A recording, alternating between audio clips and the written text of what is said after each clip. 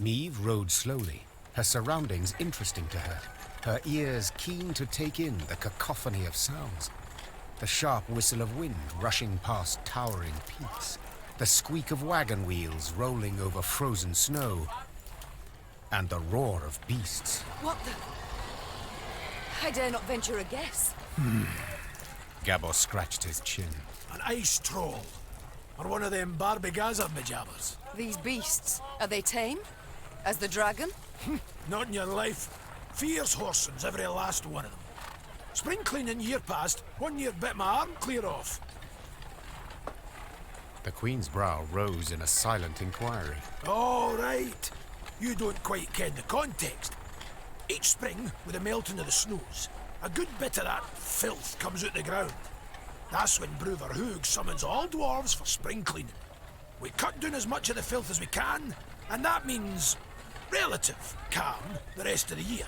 Out of the corner of her eye, Meve noted a dark shape darting between rock formations. Calmly, she drew her sword and brandished it a time or two to warm up her stiff arms. Seems it is our lot to assist you with this cleaning. Lyrians, arms at the ready. Prepare to fight!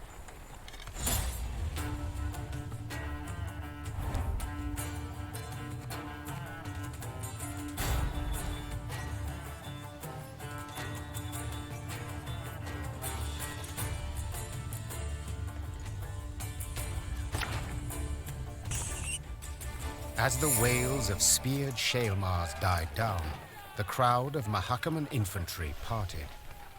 A dwarf stepped forth, grey as a snowfox, wrinkled as a prune. He walked with difficulty, supporting himself on a battle axe, its two heads dripping blood. This would be our Elder-in-Chief, Bruver Hoog. And who might your guests be, Gabor? Meve, Queen of Lyria and Rivia, and her associates in court. My regards, Elder. I come... You come for something. Coin's my first wager. Fighting bodies my second. Well, what is it you want? I'm on in the years, aye, but I'm not gone dotty. Tja, you menfolk. You got to fall on hard times to remember us dwarves. I've come with a design in mind, I cannot deny. But hear me out and you shall see. She's armed! Gabor! Why the devil did you let her in here like that? And without a sack or her heat!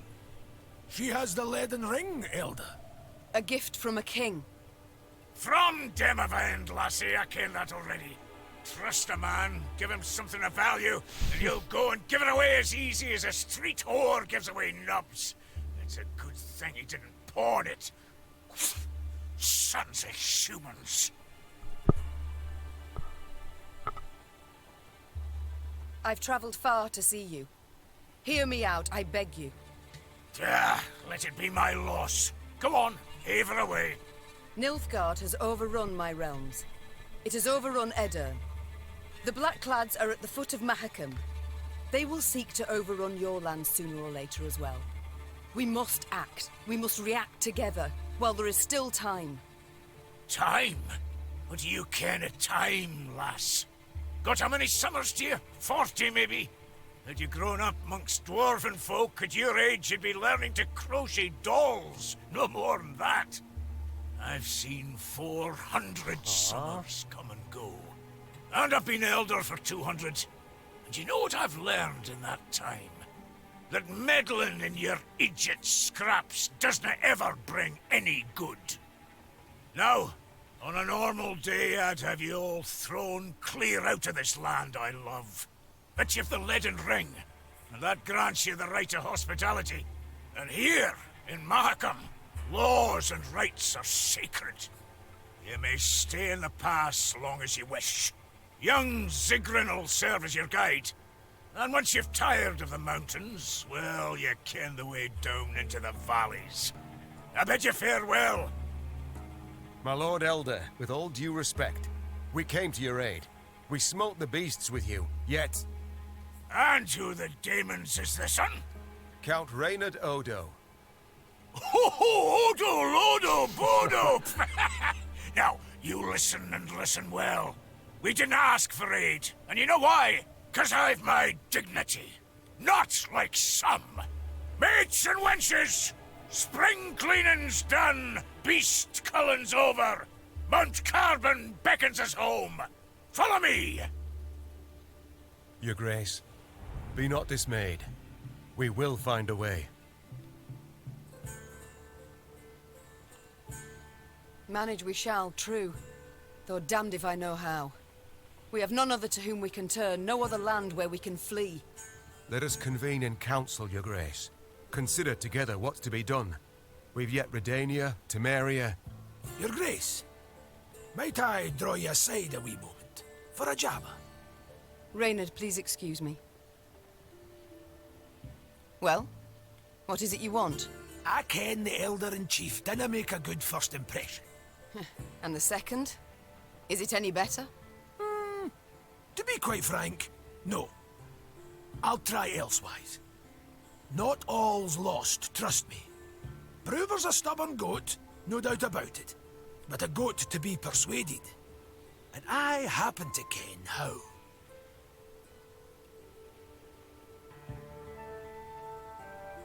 The selfless impulse to help. I don't believe it exists. So before you describe how you aim to aid me, be kind enough to explain why you wish to do so. Unsolicited, mind you, and clearly against your elder's wishes. A query of my own to answer yours. Do you ken when Bruverhoog last strode down the mountains into your lowlands? I know not. While King Sambuk sat on the throne? Point of fact, never.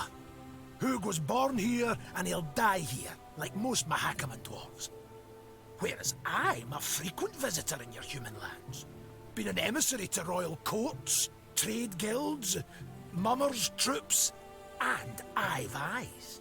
I can see all the rubbish goes on between yous. Nilfgaard's insatiable. The Black Clads'll not stop till they've put the whole continent neath their boot. From Ophir in the south to the Dragon Mountains in the north. Gods forbid they grip all the Nordlings' realms in their vice. 'Cause then we'll have their hordes all round, controlling all the trade routes, supply lines, diversions even. And then they'll control terms and prices. Ooh. We dwarves have never been on a lead, let alone a short one. So, in short, we'll all be better off with the Black Clads back across the Yaruga. And I've seen your Grace. Seen you in battle. You've brawn and bite, and with the right support, you can drive them back. I ken that well.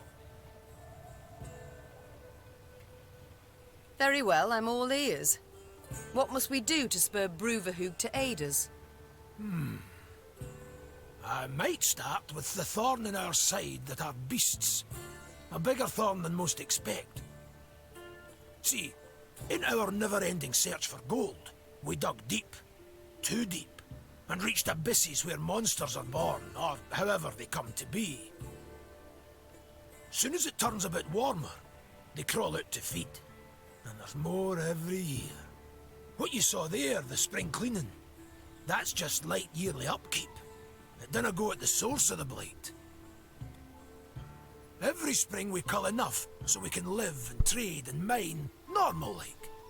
But there are corridors in the upper valleys midst the peaks, where more lie waiting to pounce. So many, there's settlements that have done been abandoned. I still fail to see how this relates to myself and Bruver. Your Majesty, slay the beasts down to their last, and you'll win the hearts of the clans. All of them. And with the clans behind you, why, the Elder'll have no choice. He'll bend an ear, treat you serious. You got two sites through which beasts swarm in great numbers. There's Davor's Abyss, and an abandoned underground settlement called Burr's Rump. Destroy those, collapse the corridors, problem solved.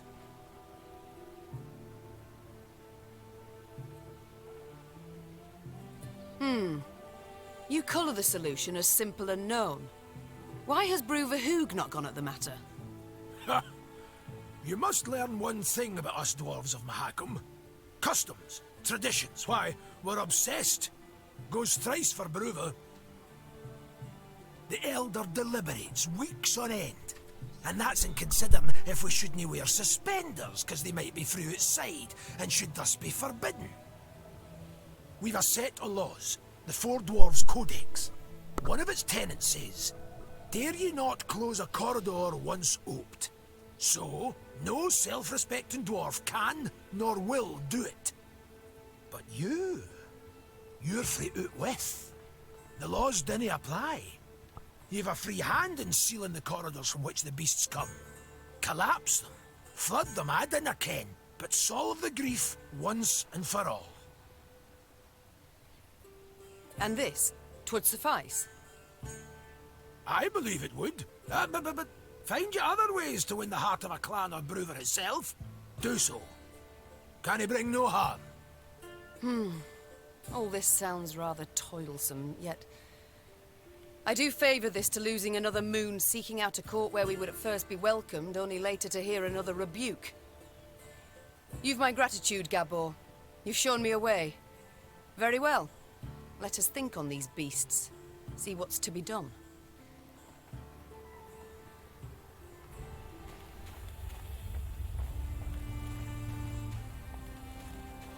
I've come to the conclusion your Elder-in-Chief is not fond of guests. Fond? That's near a quarter of it. He hates them, with seething passion. But you're damned lucky. Why's that? Let you in, didn't he? Mahakam was cordoned off completely through the outside world for many a long year. Clans finally forced Brewer to at least let in peddlers and emissaries. Though he dragged his feet as long as he could. Quiet, wench. You'll scare the fish off. Crevens, Trout was already nipping at the bait. And you... Duval shot! Duval!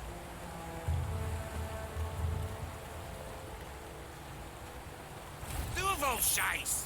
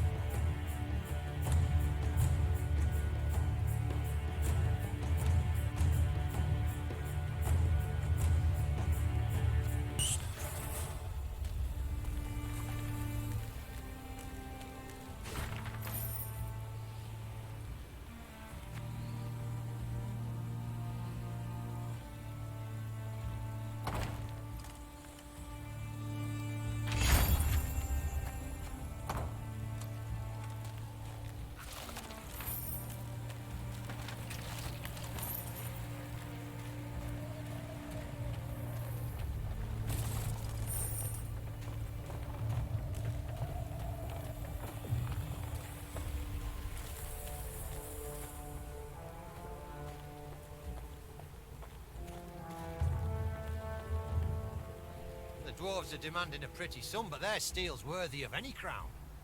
No offense meant. The Rivian blades don't hold a candle to their Their elders. The dwarves are demanding...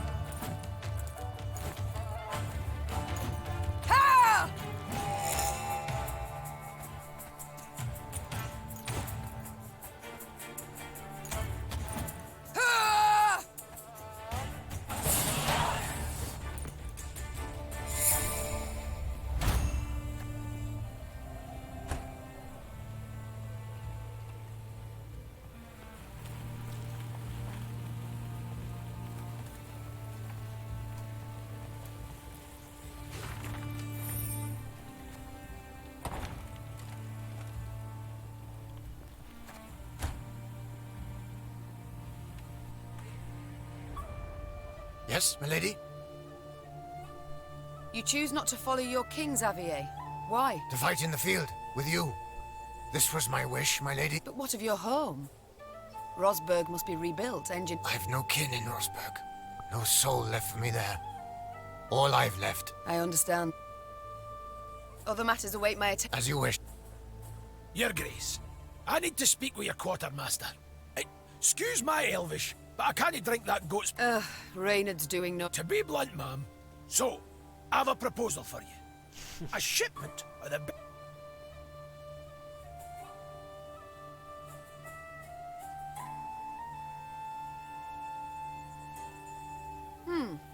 Good point. Oh, you've my... I trust you'll arrange the... Of course, no worries.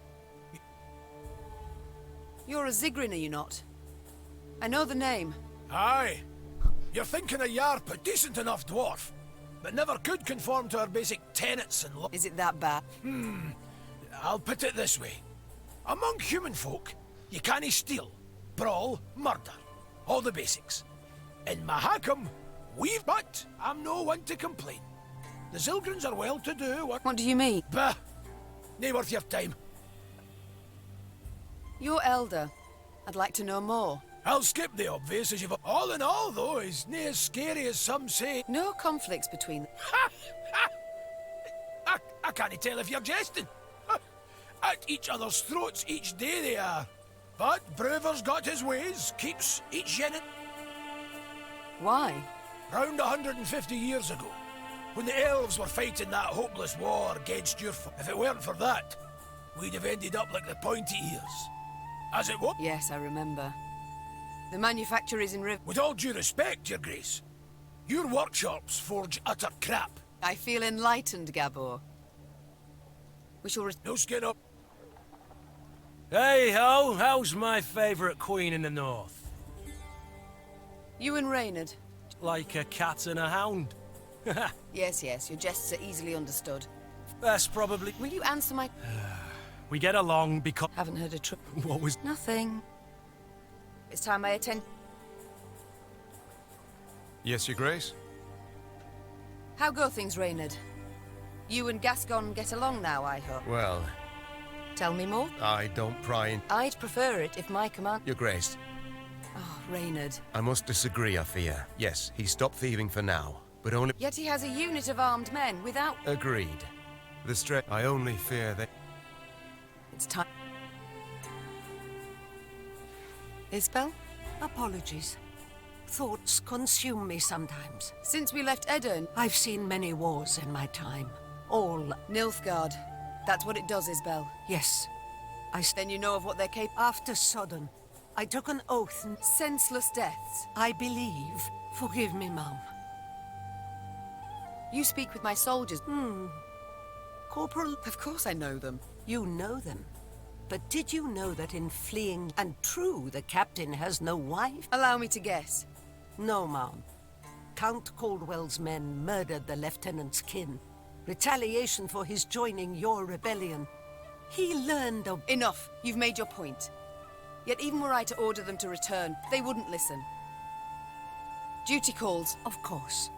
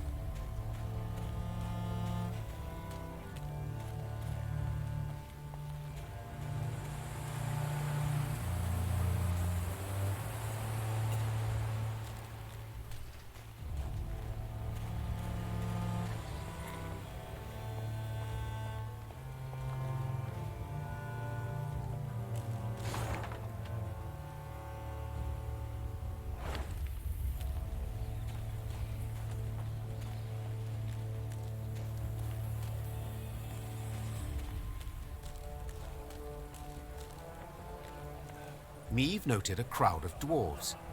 They were several dozen, many holding baskets brimming with dried sausages, soft, puffy pretzels, and jugs of frothy beer. What is this gathering? She asked Gabor.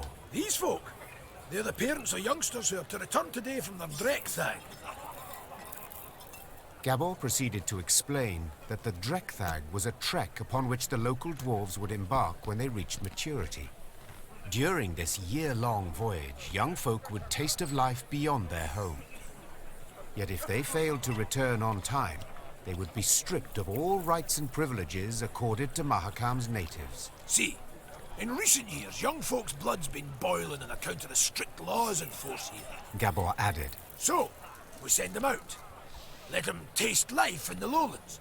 Once they've learned for themselves what it's like to live among humans, they come back and ain't likely to complain. Customarily, only a few dwarves ever decided to remain in the valleys for good.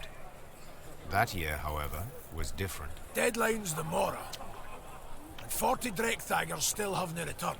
Their parents now worried if some misfortune had not befallen them. The Mahakaman Guard had sent out patrols to the near reaches of the valleys. They returned not having seen anything distressing, while the humans living at the foot of the massif had been largely unwilling to talk. The guard captain, a dwarf with a fiery red beard, removed his helmet, wiped the sweat from his brow, and addressed Meave. One could say I myself have lost a son. Meave gripped the captain's hand firmly. The Queen sent a scout ahead. Sometime later, she heard his horn. 3 blasts.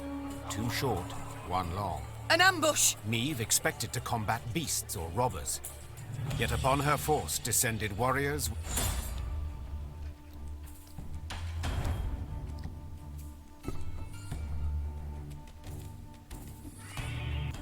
As soon as the battle had come to an end, the prisoners were brought before the Queen. All, without exception, were dwarves, and all looked to be youthful dwarves. Mystery solved, muttered Meave. In fact, these were the missing Dreckthagers. Instead of returning home, they had enlisted with guerrillas fighting for non-human rights. But what had prompted so drastic a decision? I was impatient. Wanted badly to turn 50.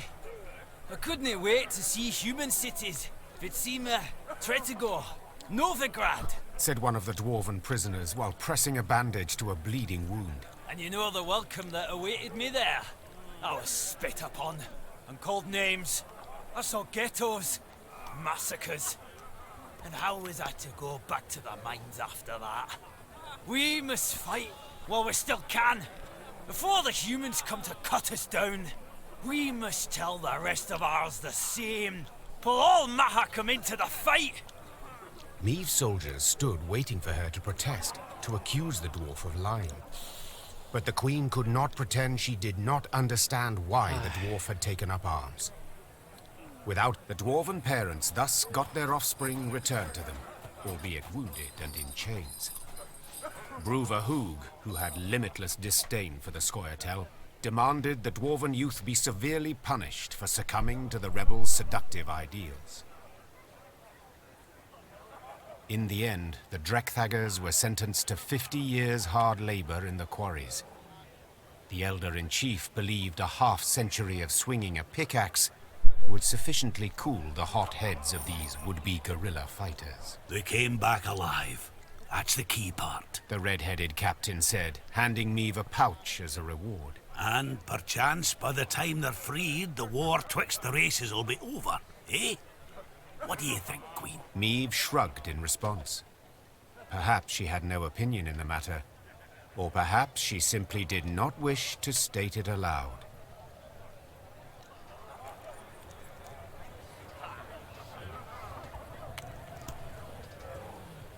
Might be in jail, but at least they're back. That's most important. Might be in jail, but at least they're back. That's most...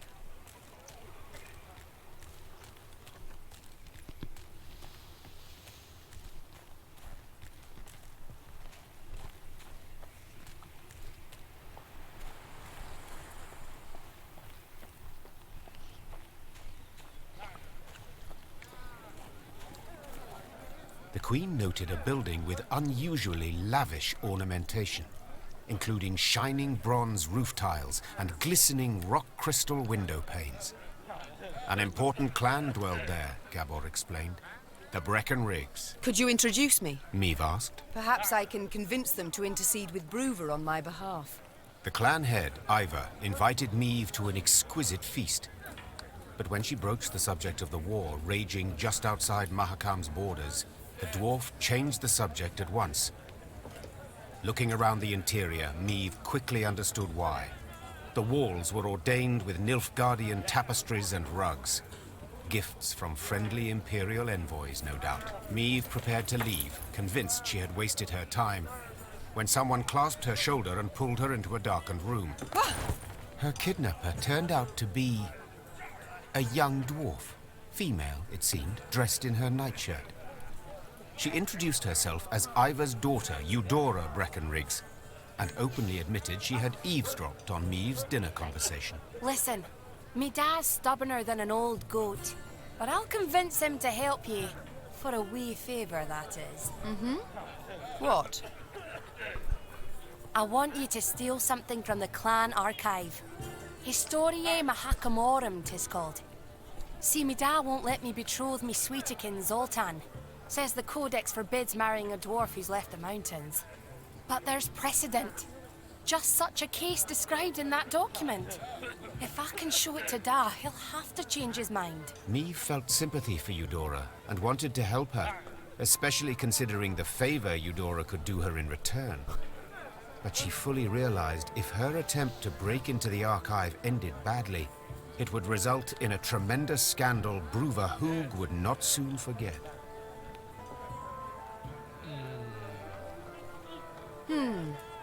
The pot's worth the play, I believe. Fine. I accept your offer. They then shook hands, sealing the deal. Meve had to bite her tongue to stop from crying out, for the Gascon snuck into the archive under the cover of darkness.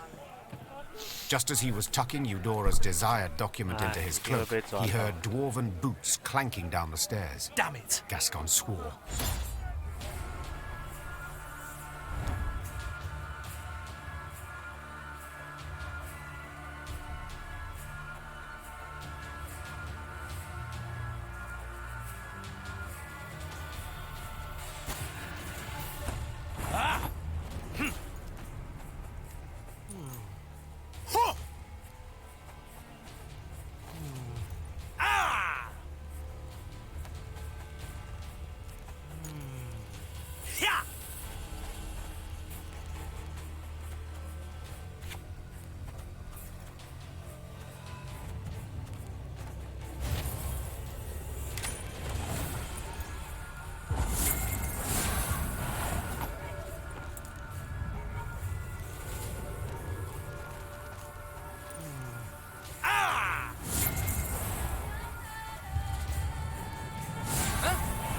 Who's there? What a nub. That was close.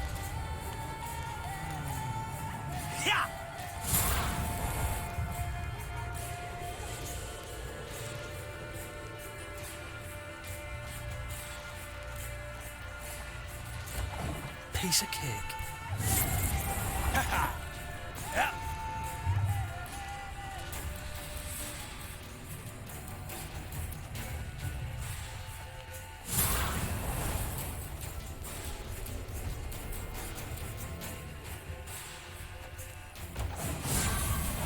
Just a bit more.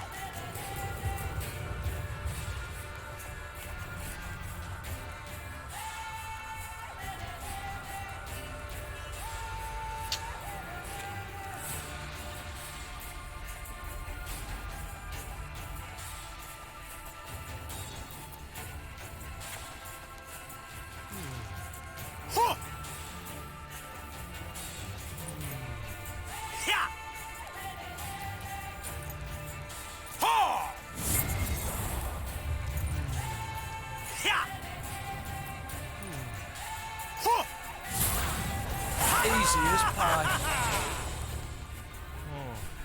Luckily, Gascon managed to do the deed quietly, so the dwarves never found out who had broken in. As agreed, Meve handed Eudora the stolen document. Ha! The dwarf shouted, raising the parchment in a triumphant gesture. Da can't do nothing to stop her making vows now. I've got to write Zoltan right quick. Zoltan. Thanks a million times over.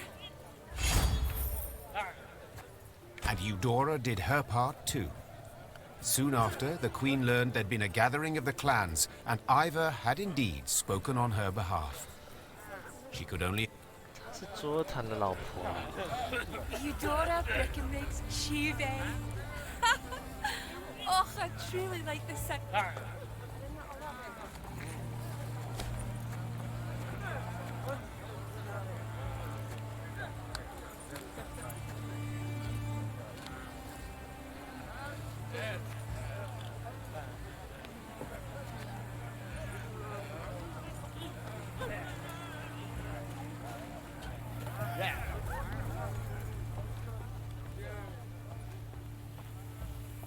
You can count on us, Queenie.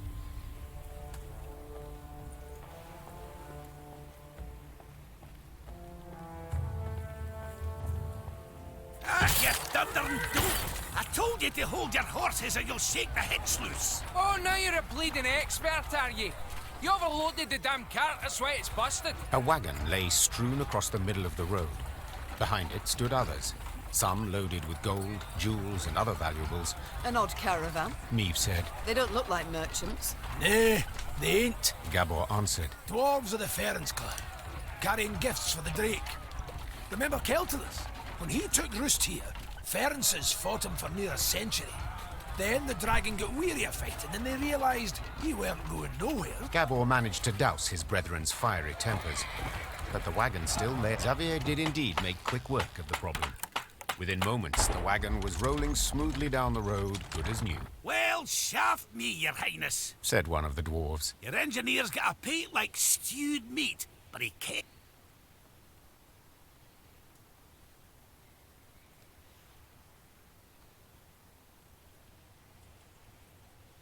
I appreciate the offer, but I cannot accept coin for helping a traveller in need. Common decency it is. Huh? Then our...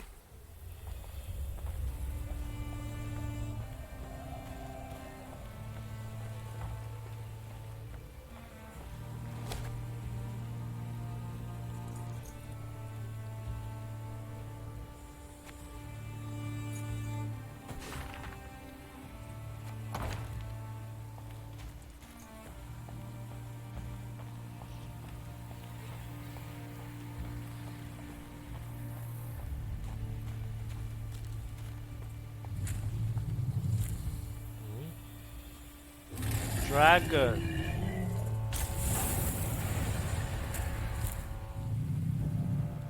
A pillar of smoke rose above the mountains, and a sooty aroma filled the air. Fire, Gabor said, then took a deep sniff.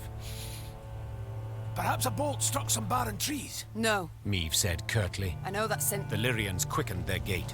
Soon they saw a town fully aflame, and a roaring, furious dragon above it. That's your Keltimus? Gascon asked, shielding his eyes from the sharp glare emanating from the city. You were right. Perfectly harmless. Dinna ken what's got his knickers in a bunch, the dwarf said, grabbing his axe from his belt. Queen, we got to make haste to the rescue. Smother your fears, Sir Dwarf, Aidan proclaimed. Without waiting for Meve's reply, he dropped his lance and galloped headlong towards the burning city. Follow me! Slay the Viper! Reynard! Meve called out. Have our men wet their cloaks for a modicum of fire protection. We move as soon as they're done. If we don't make haste, Ache will be reduced to smouldering... While Reynard went to pass on the order, Meve turned to Gabor. This dragon, has it any weakness? Fear not, said the somber dwarf. Except a fondness for raw meat. Stifling her fear, Meve gave the order to attack, and her soldiers rode into the flaming city. From up close, Keltilis looked even more terrifying. Though enormous, he moved with shocking agility, like a lizard scurrying over sand. With one swing of his paw, he snapped the necks of 3 dwarves, then bisected a 4th with a powerful bite. After that, he turned his attention to the Lyrians. More of you!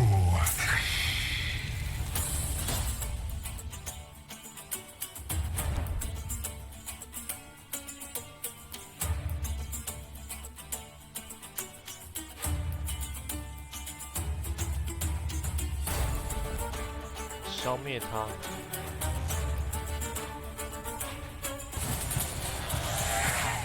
That day, many Lyrians perished, either to the dragon's all-consuming fire or to its flesh-rending claws. Yet their sacrifice was not in vain. Together with the dwarves, they were able to grievously wound Keltulis, forcing him to flee. The howls of the wounded monster rang throughout the valley. That's right, howl, you scurvy snake! Shouldn't they ever attacked us, eh? Damn fuel lizard! Meave, that's Vavrenik, elder of the town and all the Ferences. My regards and condolences. Eh, tain't so bad. If nae for ye, wouldn't there be a stone left unrubbled?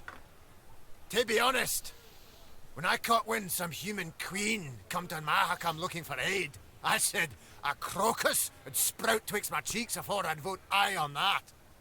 Gonna be a fear to look in my breeches after, but changed my mind. After what I saw today, what ye did for us, you've the support and undying gratitude of all Ferences. Thank you. Faced with a Nilfgaardian peril, that means a great deal. Forgive me for interrupting this tear-tugging scene of interracial reconciliation, but I can't hold back no longer. Vavrenik! Double shice! What happened? Why'd Keltulis attack? I ken as much as ye. Meaning, squat diddly. Just sheepshank. 300 years I've been a good neighbour. What's done's done. Got to think about the future. Meaning, we haven't much time. He heals like an alchemist's pup. And the nearest guards are miles away. He'll be up flying again before they get here. Aye, that's what I thought. Perhaps, your grace, you'd, What? I ken you're tired frae the fight. Dinna want to risk casualties, etc. All belonging by right to Bruther, of course. But if, quibbling some wandered off, he'd nae notice. I admit that does alter my calculations. Besides, the dragon was badly wounded. Putting it featherly, blood poured out of him like a leaky bladder. Just needs a coup de grace. Fine. Ken did see that. Oi, Vavrenik, Vavrenik. This lady's gonna make your rump a regular Aye. Queen's doing us a great service. So? No through here. Meave bid farewell to Vavrenik.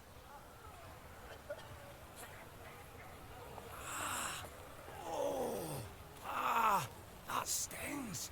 Got a blow on it a little. Trust a bawheed, and what do you get? A singed bahookie. Brown, red. Wait! I'm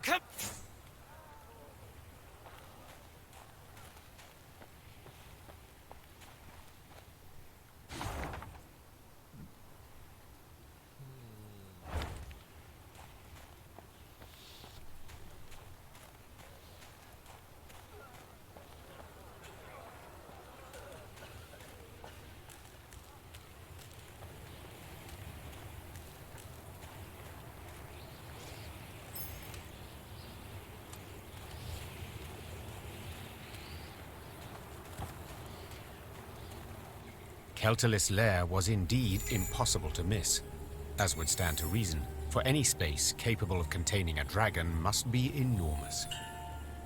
The lair's maw, a black triangle cut out of a vast plain of snow, loomed from afar.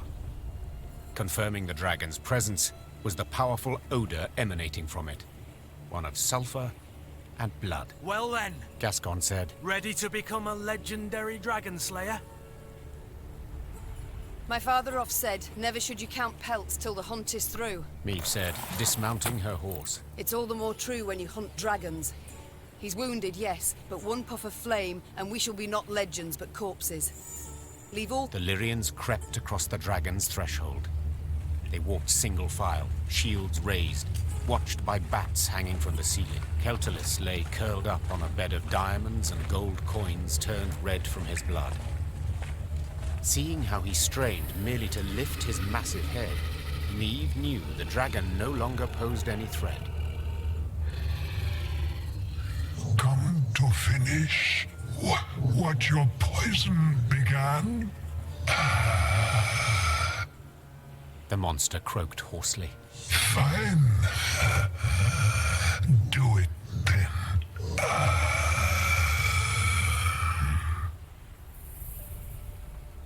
Wait. Meve said, dropping her sword. What poison?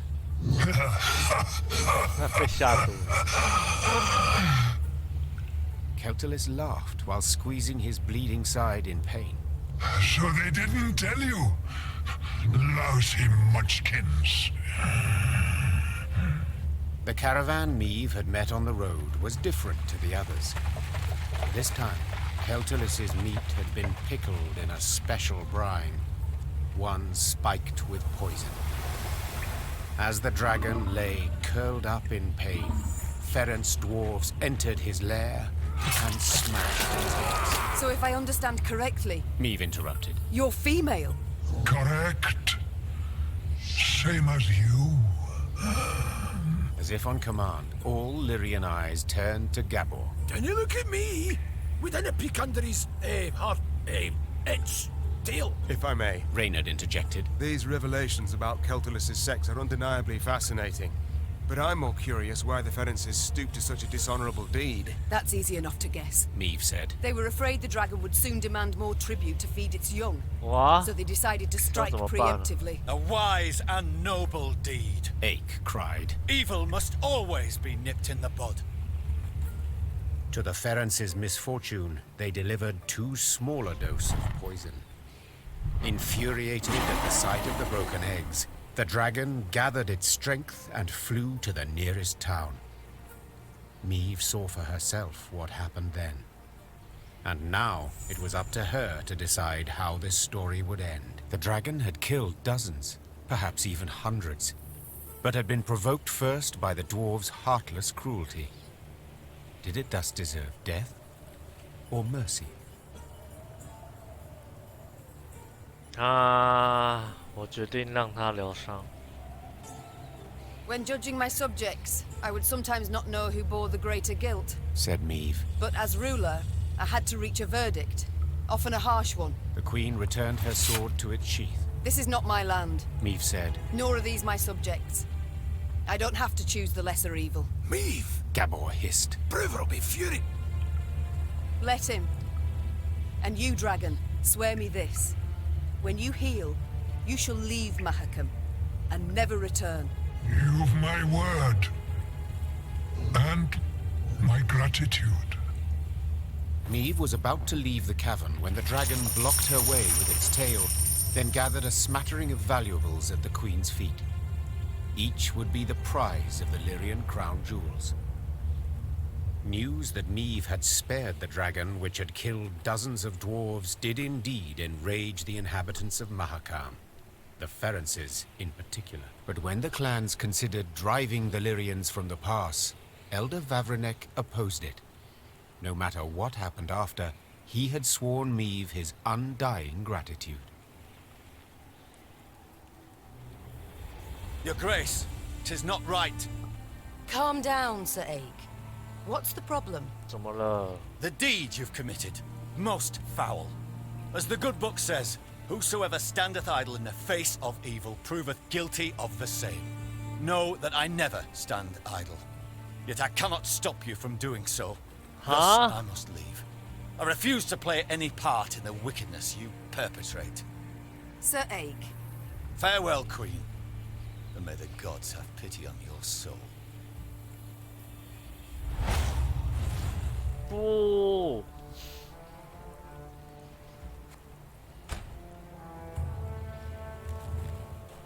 你是我们队里面最强的。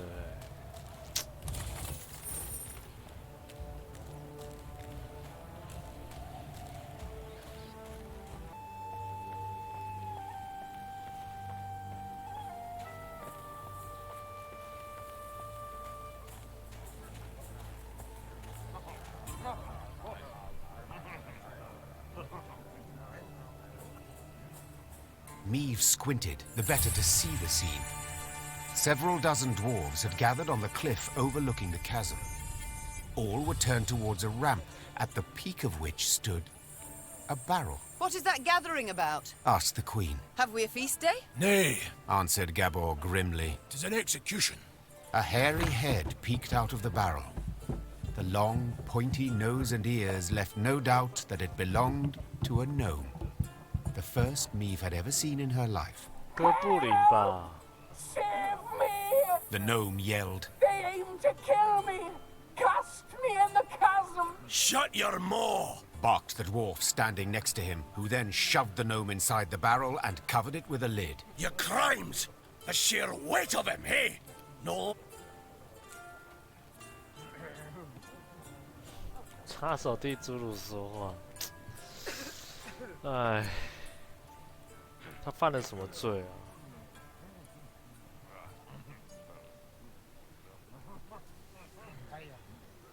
Meve leapt from her horse and, ignoring Gabor's objections, scrambled up the ramp. Oi! You're not allowed! Hey, damn it! What do you I think it's obvious. Preventing the execution. Thanks be to the gods! Whoa, wench! You've no such right. Judgment's been handed down. Sentencing's done. Yes, and a cruel sentence it is. One that prompts me to wonder what the accused did to deserve it. Better to ask what he didn't do, the varmint. Arrived here with his peddler's wagon full of tricks and gadgets. Went from house to house, praised his rubbish to the high heavens, and what's it he sold us? Bombs that go off in your hand. Beard growth formula that makes your hair catch fire. Music boxes for the kiddies. Once cranked, they never plough in stop. You needed but to loosen the screw in the back and... Shut your maw, ye roaster. Doesn't it matter all that? 'Cause we'd have forgiven it if he hadn't broken our sacred rules and hallowed customs. Which ones, if you didn't mind me asking? Enter the smithy, cap on his head, held nails between his teeth, and poured fruit syrup in his beer. Raspberry. Just the once, and but a few drops. You got nothing to explain your villainy, scoundrel. 什么智 Not a 障 thing. 法律啊！ And that's not even the worst. Saved his highest crime for the end. He was in a mine, and he whistled. Oh, aye, that's bad. Shouldn't have done that. Aye, he did. Whistled through his teeth and hummed in harmony a long warble. We all heard it up and down the shaft, and our grand elders were clear. Death's the punishment. Death by...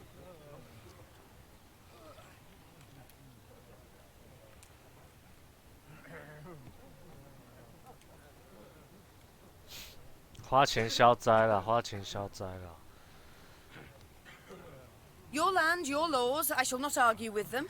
But perhaps there is another way. Can a bail be posted? Well, the law does allow for something of the sort. But I don't see how that job is worth it. Oh, aye, he is. He is. Willing I am to take him at his word. Does that suffice? Aye. But just so's we're clear. No returns, no refunds. Now get the hell out of that barrel, yo. 看看是哪一 My 位 lady, 智障。 I haven't a way to thank 侏儒，侏儒长这样。 That we've yet to discuss. Perhaps first we should learn each other's names?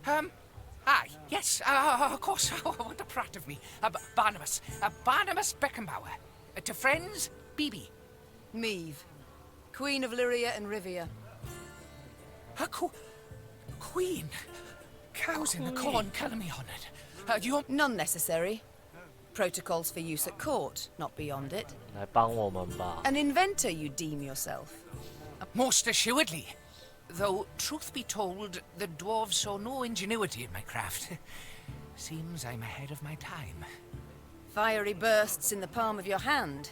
They shall be in fashion one day, to your mind. Oh, nay, just a bit of misfortune, that's all that was. You see, I mistook mercury fulminate for saltpeter. The vials stood beside each other, see, and... The details I need not know. But one matter I am curious about. Could you construct a bomb that would explode when desired? For instance, beneath my foe's feet as they stepped over it. Of course I can. It's simple. Why then? Simple. You wish to show your gratitude? You must join my ranks. Assist me to defeat Nilfgaard. Defeat Nilfgaard? Nilfgaard. Pure ambition, that is. But I'd have been a barrel of broken bones at the bottom of a ravine, if not for you. I'll do what you ask to pay off my debt. Oh yeah, as your service. And thus, for the first time in Lyrian annals, a gnome enlisted with the army. And though Barnabas Beckenbauer was diminutive of body, this new recruit would prove his worth on more than one occasion. 睡啦！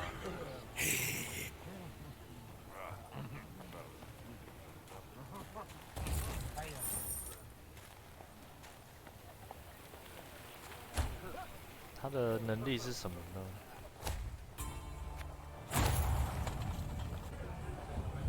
Your Majesty, allow me once again to express my undying... You're most welcome, Barnabas, but please, we haven't need for any formalities when speaking alone.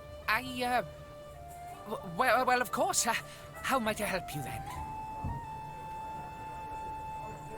I like to know. No, I must know. About me?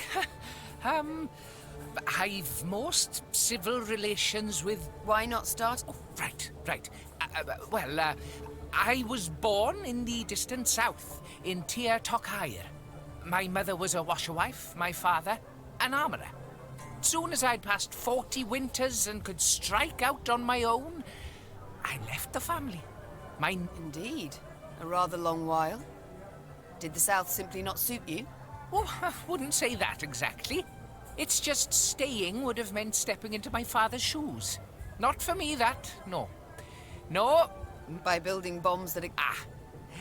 As those bearded fellas say, Mahaka...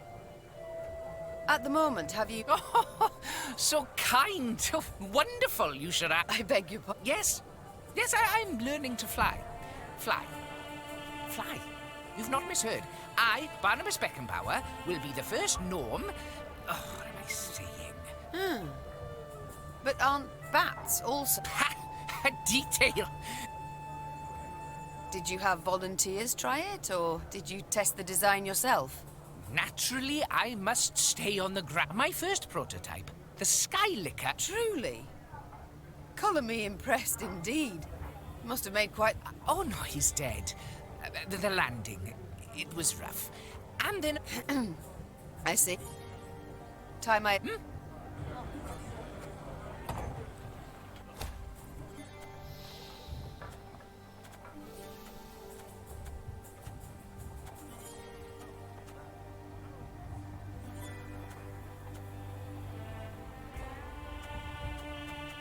这里制造一张装饰。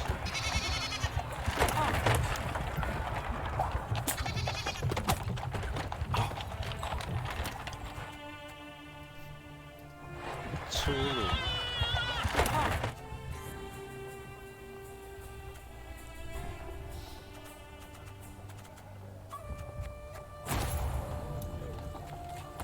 真是。 More monsters crawl out for spring cleaning.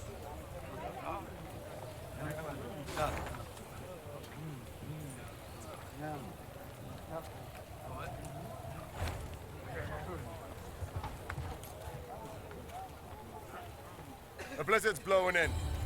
Your Grace, perhaps we'd best pitch camp and wait for clear weather. Ain't a bad idea. Said we might be waiting a week. Then we march on. We've no time to waste. While we ride to and fro begging aid, Nilfgaard grows in power. We must obtain reinforcements as quickly as possible and liberate our home.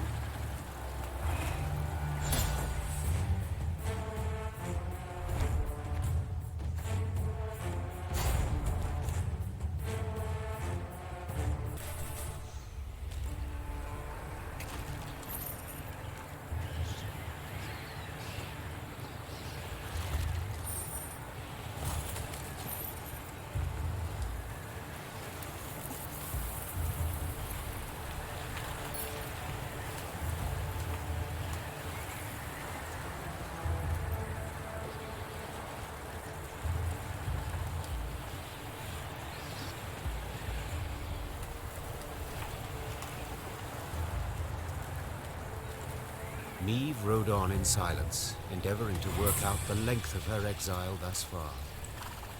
A scout's call tore her from her reverie. Your Grace! You must see this! With a grave mien, the soldier indicated a track in the snow. The hobnail boot print was all too familiar. Meve had seen it before, upon Lyria's sandy tracks, and midst the ashes to which Edirn had been turned. Nilfgaardian footmen. Seethed Meve. Marched through of late. Interrupted Gascon. A day, perhaps 2 days past. The scouts had learned a Nilfgaardian caravan with an armed escort had recently arrived in Mahakam. The invaders had brought with them chests brimming with gold and jewels, then exchanged these for the finest Mahakaman-forged swords and spears. A scout gave me one of the coins the Blackclads had used for payment. Upon the coin's back, the Lyrian eagle. They pay with gold from my vault. The Queen said through gritted teeth. For arms that will cut down my fighting men and subjects. We might yet pursue and hunt them down, said Reynard, a spark in his eye. And make certain Eddahi never lays hands on those weapons.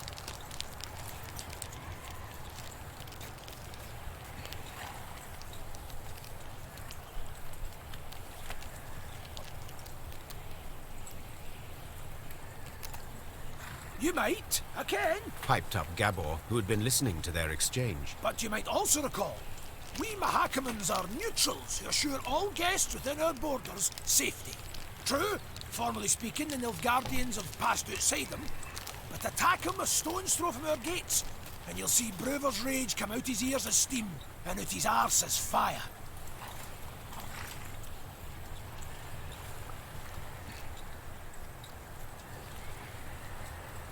唉，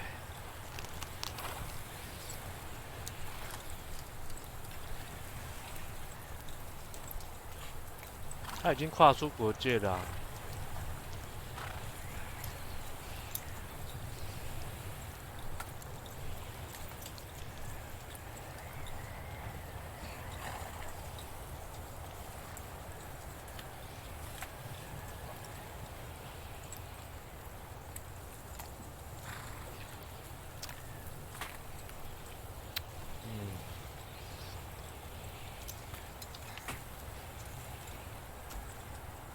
No war's outcome has been swayed by a few wagons of arms, no matter their quality. Said the Queen, vaulting into her saddle. Yet if we turn Bruver against us, I dare say we shall never wrest our land.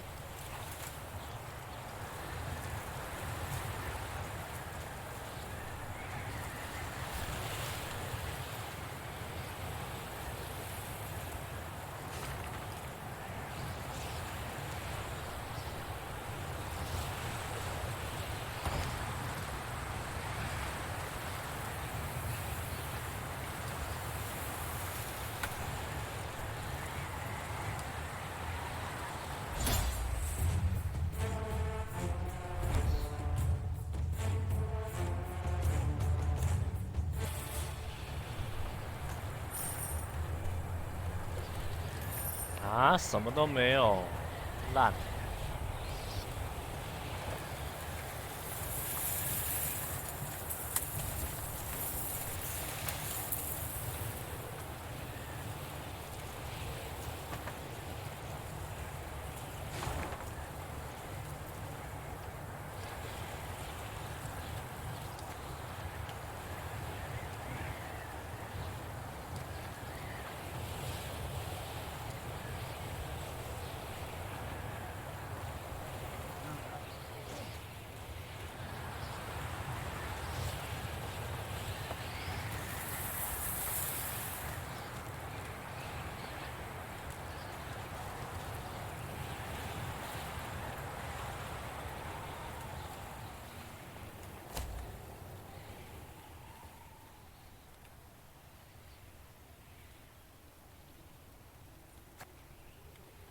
啊？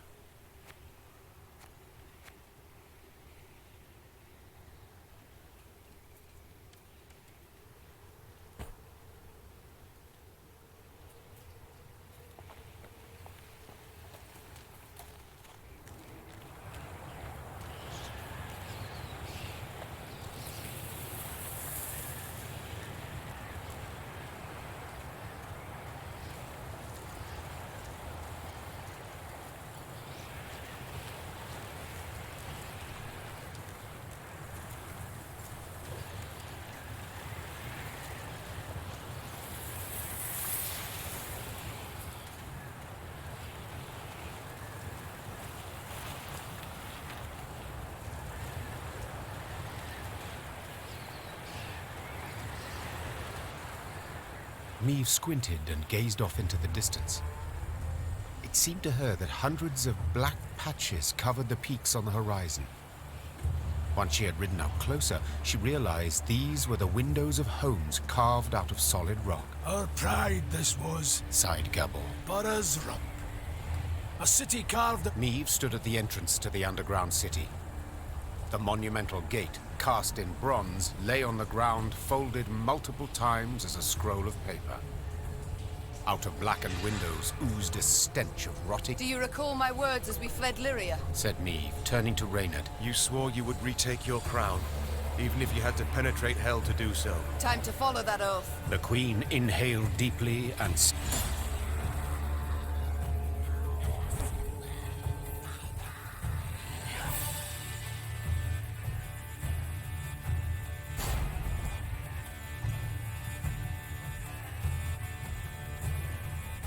Wounded, Maeve approached the Shaelmar, which lay writhing on the ground. She then ran her sword through its heart, finishing it. Yet so spent was she that she lacked the strength to pull her blade from between the plates of the chitinous armor. The beast near took me. She whispered. It was very close.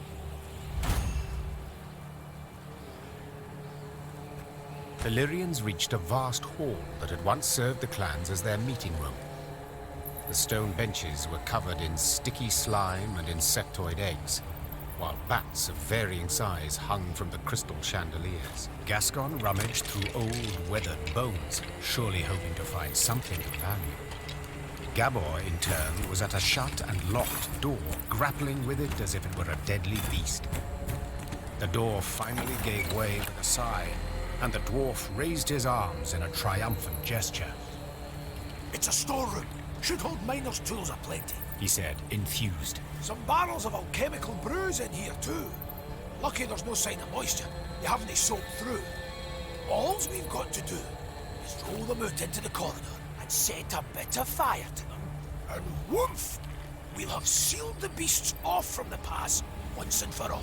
Maeve treated the dwarves' instructions as hallowed. Soon after, the mountains trembled from a powerful explosion. Rubble came down and blocked the tunnels.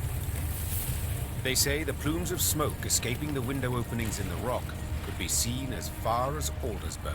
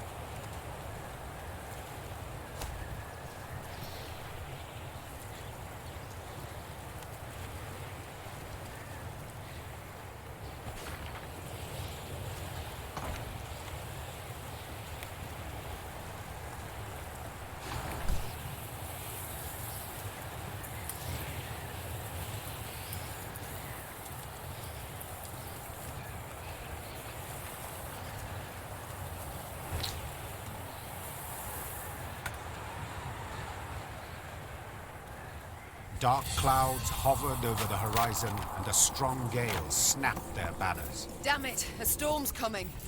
Gabor! Take us to the nearest settlement. We must seek shelter. Soon, the Lyrians arrived in Stuhlkamp. The town square proved full of folk. Several dozen dwarves laden with large sacks and What is it we witness? Why do they rejoice at a snowstorm? Asked Maeve, pulling her hood over her head. Well, the Blizzard's good cause to postpone their expedition by another day. Gabor responded. See, they've been conscripted by drawn lots to be settlers. Found homes in a village in Blackbrook Vale. 7 expeditions have gone that way already, and none survived longer than a year. Valley's cursed. No two ways about it. Intrigued, Maeve proceeded to speak with the settlers' leader. He confirmed Gabor's claim. He had buried many a previous colonist.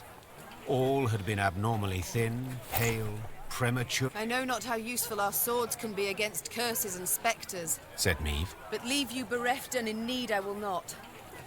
We shall march with you into Blackbrook Vale and see to it that you are safely arrived. Then we will march on. The dwarf sped off to announce the good tidings to his settler brethren. By the time the blizzard had abated, they were ready.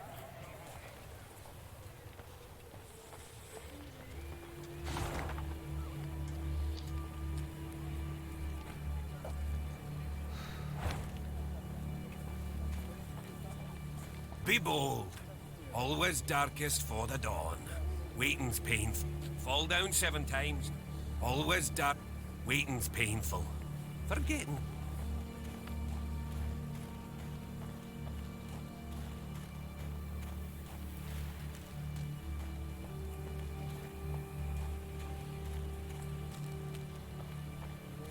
Y'all.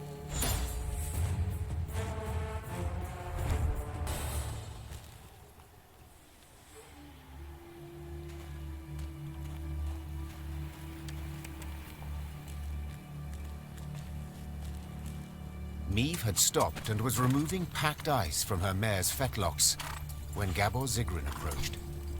The dwarf squatted at the Queen's side, glanced about quickly, then started speaking in a barely audible whisper. Your Majesty, I overheard some folk talking in the smithy.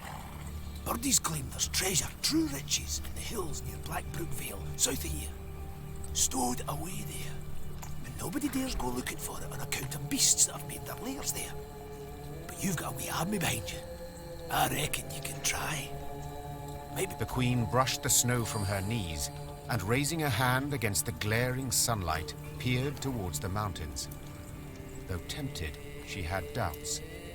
To start, the rocky scree at their feet warned clearly of avalanches. I shall think on it, she answered, before vaulting into her saddle.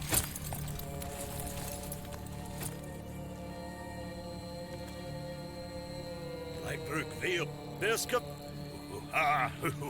Blackbrook Vale.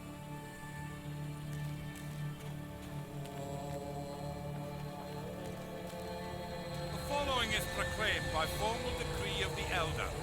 From here on in, you're on your own, wench.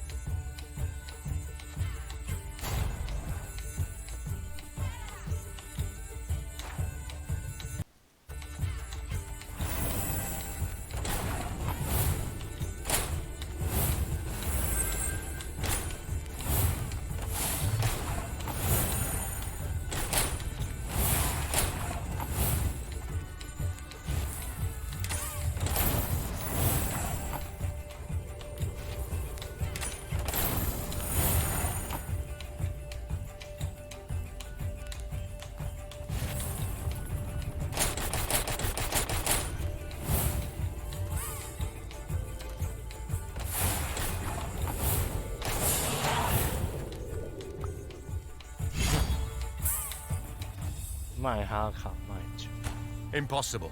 I can't believe it. Gascon, he drank a dwarf under the table. I've said it before, I think, dear Reynard. You simply underestimate him.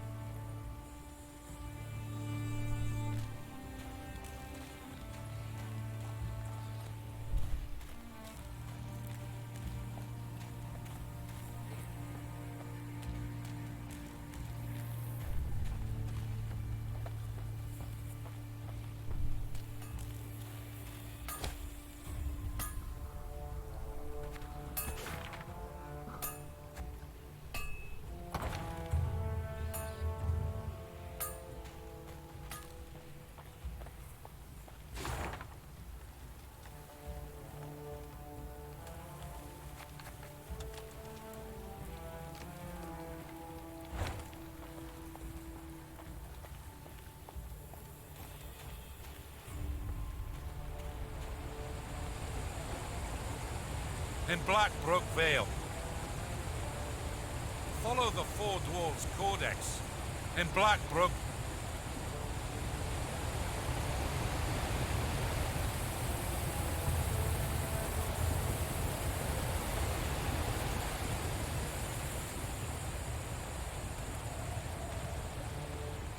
What is this place? Blackbrook Vale. Quite lovely. Aye, and damned dangerous. Keep your arms at the ready.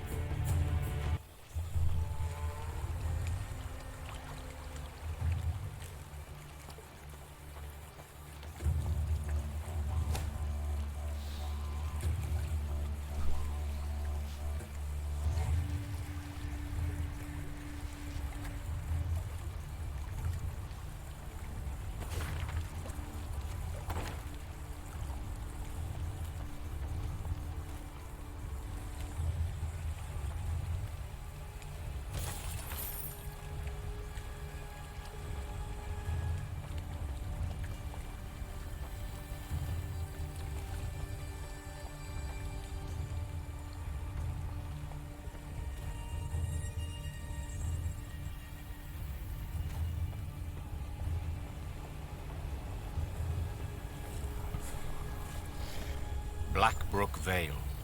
The name itself embodied infamy. Neve arrived expecting misty ravines, decrepit trees bound in spiders' webs and swarms of bats. What she saw was a warmly gurgling stream and the valley's gentle slopes blanketed in crocus blooms. The village seems shrouded in a guise. Be not deceived, said the Queen. Reynard, some men to search the environs for any sign of life. The blood-curdling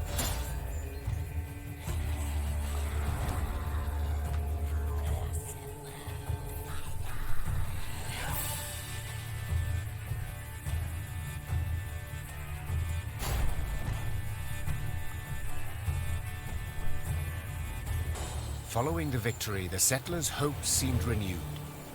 Could the beasts they felled have killed the previous lot of colonists? Perhaps the curse that had long hung over Blackbrook Vale was at last broken.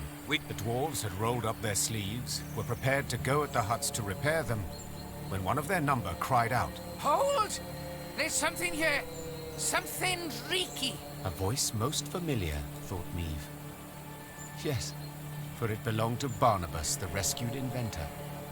The gnome had elbowed his way to the fore, stood on his toes, extended his nose, and inhaled through it like a pointing hound seeking out wildlife. Finally, Barnabas stood, brushed his backside clean, and announced his findings. Well, we know with some certainty the reason for the settlers' demise. 'Twere not beasts, no. They prowled in later, drawn by fresh graves. 'Twas the water.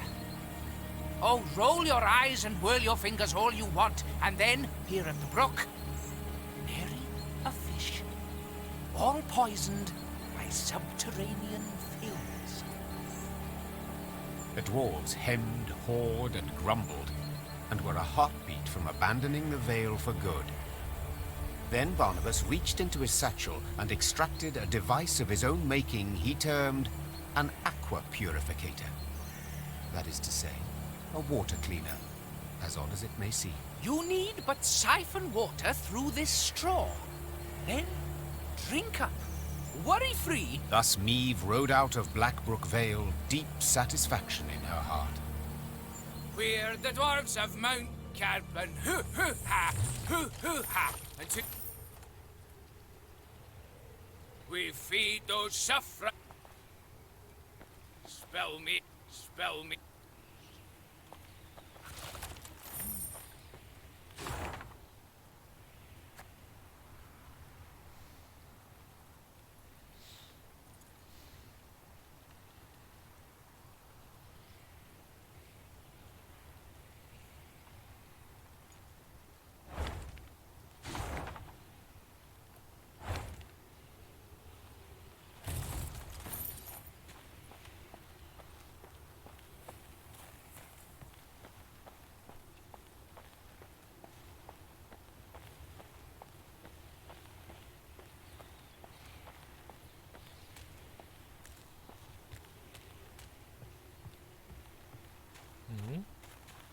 The rumors Gabor had overheard were true. Scouts returned with news of a cavern at whose mouth lay rotted logs, an indication that something of great weight may have been rolled inside. Chests full of gold, for instance. Then again, paw tracks clearly showed some... We've scaled this high. Foolish we'd be to descend empty-handed. Fall in behind me! The Queen took the fore, sword in one hand.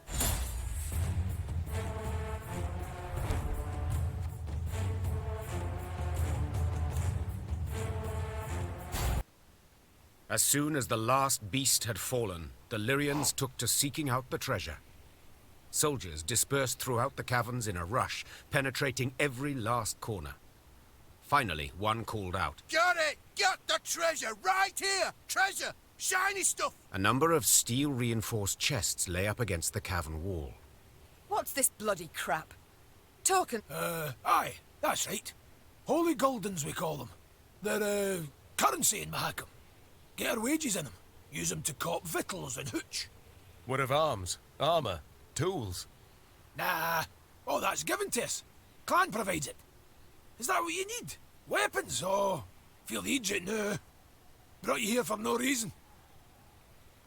Yet these tokens, they can be exchanged for other coin, can they not? Temerian orans or Novigrad crowns? Aye, doable in theory, but not at all clever. Rates are crap. See, the elders keep them low to make life difficult for dwarven folk. Discourage them from leaving Mahakam.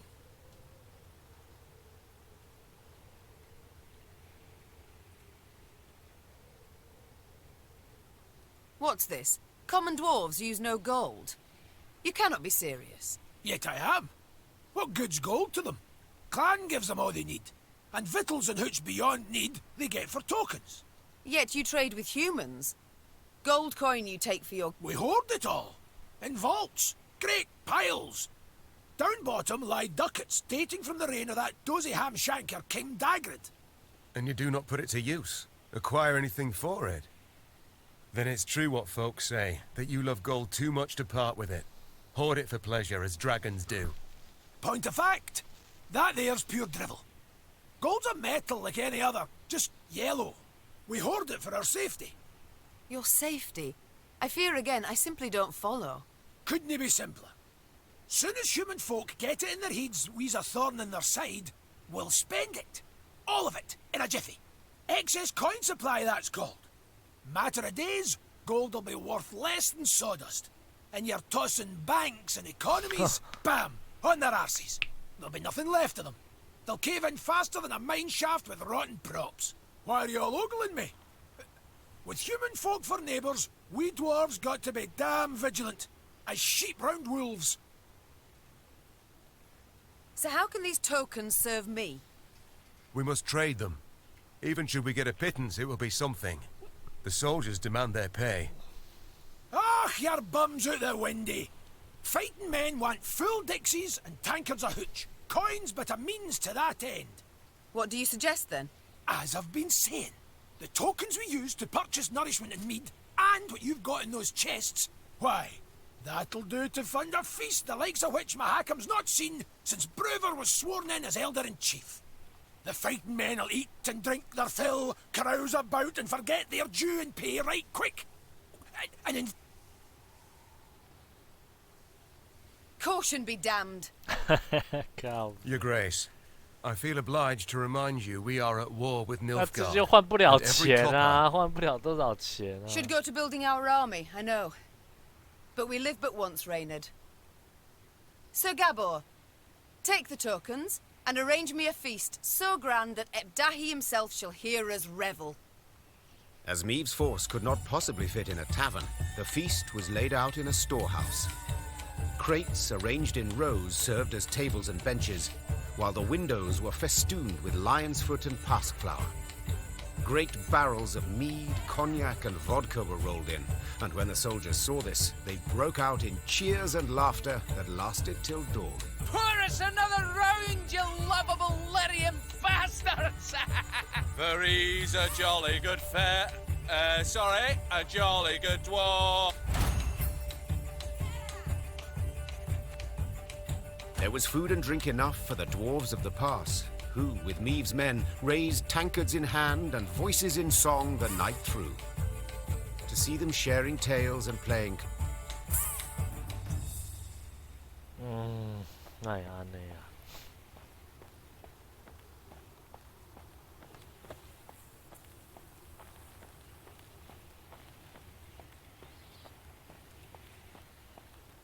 Spill me ale and get...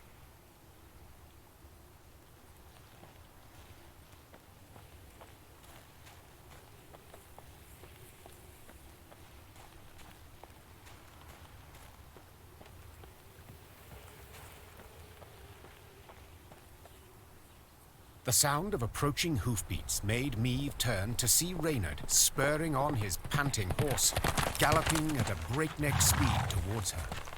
Ill tidings I bring, Your Grace. Clearly. Glad tidings never arrive with such urgency. Our scouts captured a Nilfgaardian messenger. He was traveling in disguise, and by night.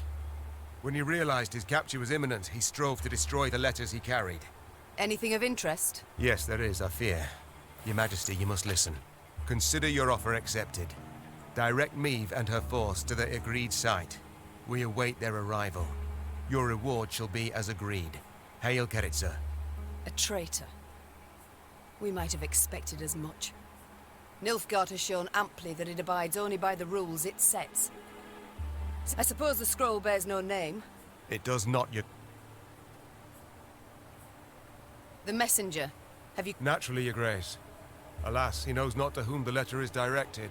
He was to leave it in an agreed spot. I take it tidings of the whole affair have spread throughout... Yes, Your Majesty. The witnesses were too many to keep this fact a secret. We must thus assume the traitor in our ranks knows it as well, and will make no attempt to retrieve the scroll. Have we any other leads or clues? None, I fear, Your Majesty. We must be alert. Keep a keen eye on events as they unfold. Very well. Eyes wide open, all senses attuned. Yours in particular, Reynard.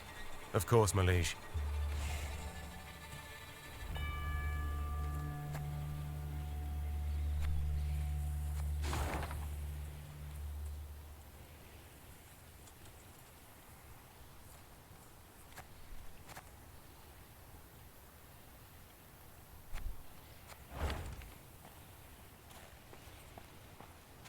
Curse a black! I'd get up.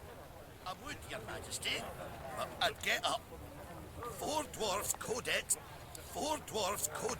I'd get up. We would take root neath Mount Carbon, where it's warm. We would take root. Riding past a mine, Neve noticed a group of miners gathered around the entrance to a shaft. Frost had settled on their moustaches and beards, suggesting they had been there for some time. Neve's frown prompted Gabor to explain in greater detail. According to our laws, dwarves can't go into a mine if there's knocking coming from inside. Well, with all due respect, your miners are dimwits. Gabor said, patting Reynard on the shoulder. Knocking means an imminent and abrupt discharge of the potential pliable energy of rock formations. In other words, you can't... If in this manner I can gain favor among your brethren, sighed the Queen, dismounting. So be it. I shall descend and see what the problem is. The shaft was too narrow to fit an entire army, so Meave and a small unit of men entered the mine, miners' lamps in hand. Soon the company arrived at the place that seemed the source of the knocking. How Gabor.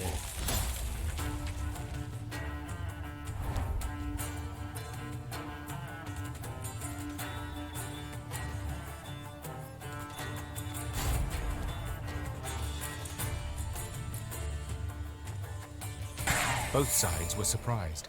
Both fought in the weak light of torches, nearly down on hands and knees.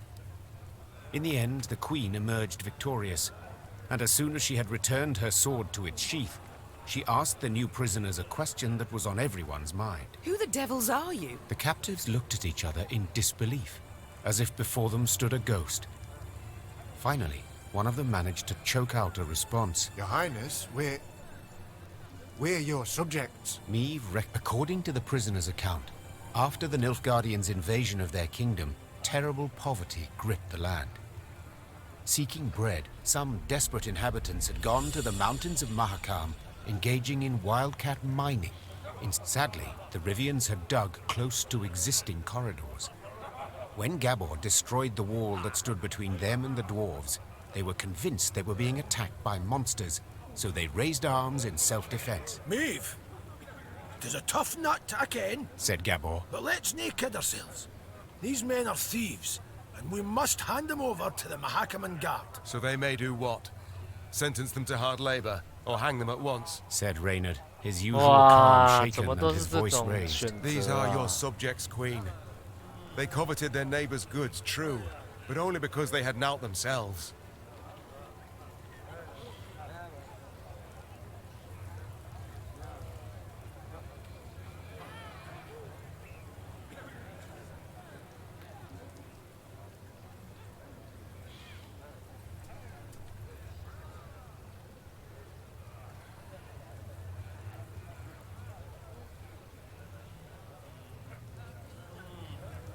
哎，天哪，这要怎么选择？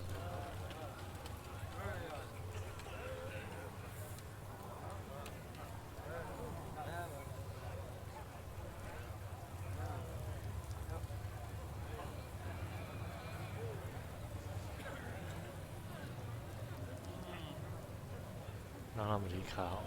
The foreman wished for the knocking to stop, said the Queen. and so it shall. As for you, go back to Rivia, and tell all their queen shall soon return, leading an army. The grateful Rivs quickly packed up their tools and left the mountains. Meave had no doubt Bruver Hoog would soon learn of the affair and would certainly...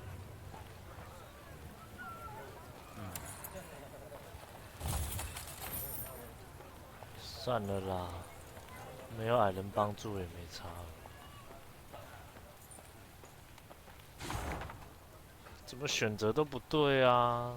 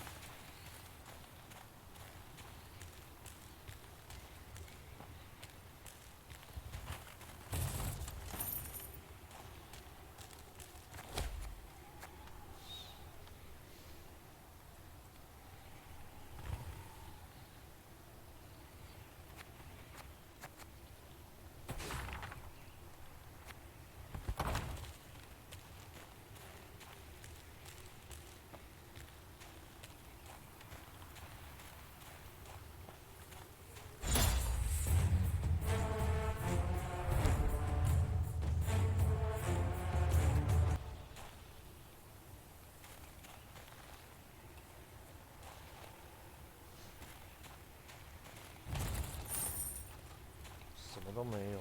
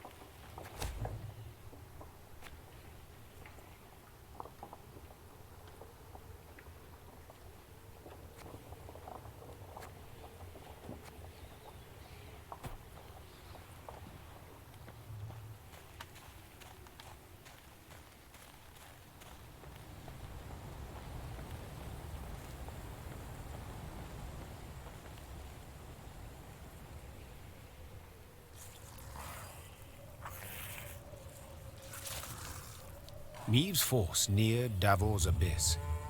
Signs of beastly feasting were not hard to find. Countless paw and claw tracks were impressed in the blood-stained snow. Among the boulders, bones picked. Maeve soldiers feigned indifference to the grisly sight. A moment later, a commander's horn sounded, the signal to halt. The Queen galloped to the fore of the column and found herself at the edge of a vast, round hole in the ground. She could not see the bottom. Maeve drew her reins tight to prevent her mount from taking even one step forward. What is this? A crater? A mine of the strip variety, Gabor explained. Treasures we picked and shoveled for here. Diamonds. Till we happened on the beasts, that is. What now? O'er yon's a dam. Holds back a lake. If we can break it, water'll rush in, fill the abyss and the tunnels from which the beasts emerge. Just need to get around the mine first. Way down's on the other side. Maeve squinted and gazed into the distance. Indeed, there was the dam.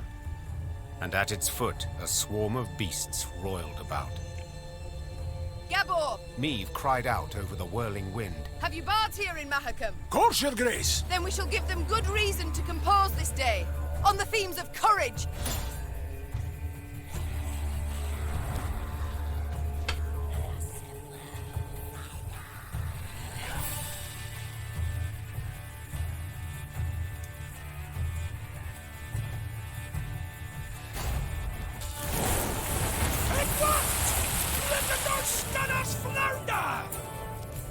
Excellent work! And indeed, bards sang of this battle soon after. For no claws or fangs could break through the wall of shields the Lyrians raised that day. And no scales could protect the beasts from the Lyrians' stinging arrows and blades. Fight! Do not relent! Let us show these beasts! It is they who should fear us! The Queen shouted. In the end, the beasts turned to flee, yet Maeve's force cut off any chance of escape. Silence came at last. The Queen stood at the edge of the precipice, breathing heavily, leaning on her sword. From the depths, a rush of icy water suddenly rose, then just as abruptly plunged into the mine, flooding the pit. And where once lay Davor's abyss, now lay Davor's pond. Maeve descended back into the pass, exhausted and covered in beastly blood, yet also exceedingly pleased. She was one step closer to dwarven support in the war against Nilfgaard. Once the Lyrians had put some distance between themselves and the now destroyed monster lair, Maeve ordered her men to pitch camp. Then she sent the quartermaster off for food and drink. The soldiers lit campfires, then set aside their weapons. Soon after, lively music and song could be heard throughout the camp. Your Majesty, Reynard said from behind Maeve's back. A messenger from the Elder-in-Chief. The Queen turned to see a dwarf in a richly adorned jerkin and a shako with golden seams. She stifled her laugh into a smile and lifted her chin proudly, expecting praise and a pledge of aid in the war against Nilfgaard. My lady, your daring deeds have come to the Elder's attention. said the dwarf in a measured voice. He's positively irate and demands an explanation. Irate? But why? I and my men, we've aided you greatly. Elder Hoog awaits at the Long Bridge. You'd be wise not to keep him there any length of time. And with that, all the Queen's enthusiasm for a celebration was instantly gone. She waited until the fires expired and the songs died down.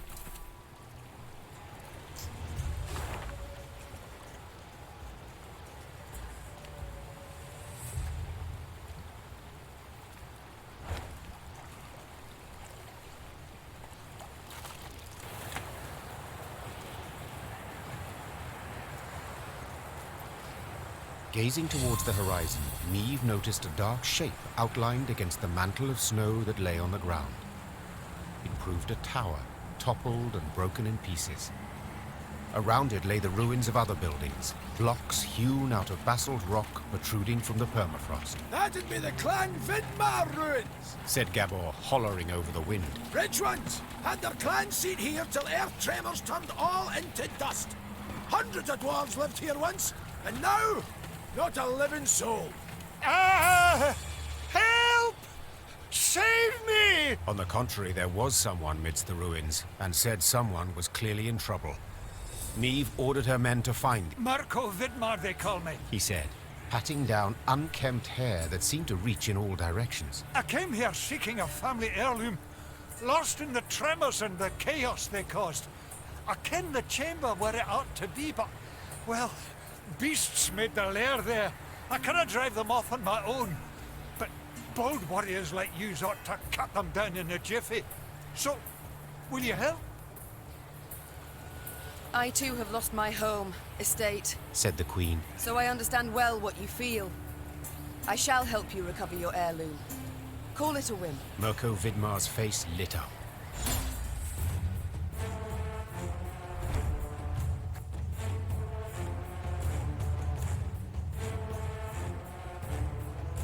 As soon as the fight was done, Mirko Vidmar ran towards a crate that stood on a pedestal, slipping on the now bloody floor. When the dwarf lifted the lid, precious stones spilled out. Your heirloom? This? Asked the Queen, rather puzzled. I thought a pipe that belonged to your grandfather more likely. Seems to me Brother Mirko wasn't wholly candid with us. This here's no heirloom, no family souvenir. It's the treasure trove of Clan Vidmar. We thought it gone for good. Pressed for the truth, Mirko admitted no family sentiment had prompted this expedition. The dwarf had planned to leave Mahakam and start a new life among humans. Yet he did not wish to do so without... I cannot stand to stay here a moment longer.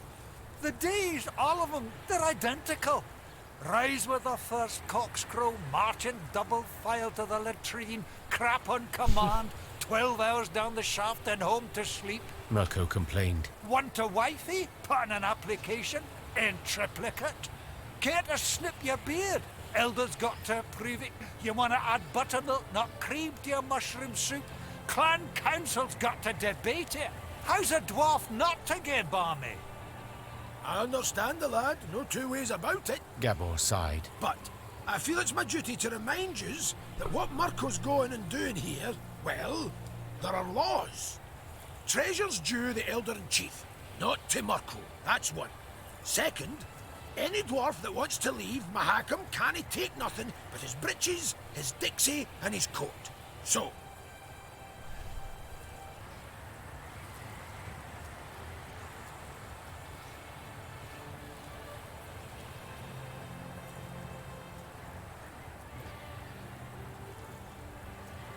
When I was a lass of but 12 summers, my mother ordered me to go to a ball in a pink crinoline dress. In it I resembled a meringue pastry. Meve smiled at the memory. So I cut it into ribbons and fled out my bedroom window. What's that got to do with? What I wish to say, Gabor, is that I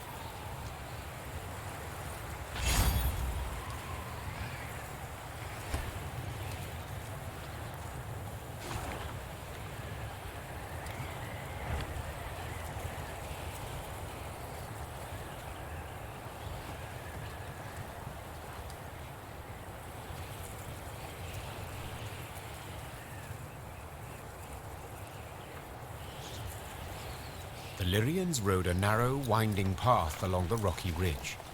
To one side were ice-covered boulders, to the other, a chasm hundreds of feet deep. They could have at least erected some barriers, complained Gascon, knocking snow from his cap. Got plans for that? Gabor said. Just need to decide how high to make them. What? Think.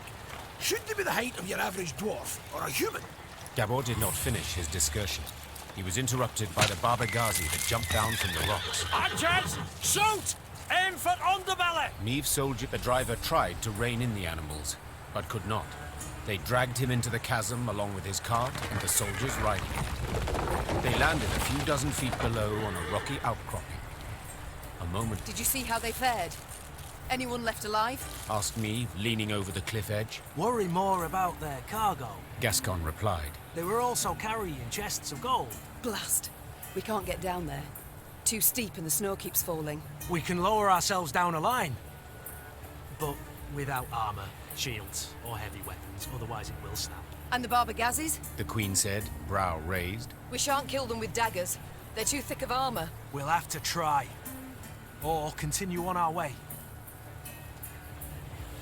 You only live once. Meave sighed. Gascon, round up some volunteers and let us move out. Moments later, the Queen was lowering herself down a line straight towards the gaping maw of a Baba Ghazi. Her only armor, a woolen shirt. Bereft of sword and shield, Meave could not withstand a single blow. She thus danced atop the frozen snow, deftly dodging the Baba Ghazi's lightning-fast strike. When the last monster fell lifeless to the ground, Meave walked up to the shattered wagon. The soldiers it had carried were bruised, frostbitten, but alive. Your Grace, we were sure you'd leave us. A good ruler never abandons her folk. Nor her gold. Gascon interjected, while securing a rope to a chest.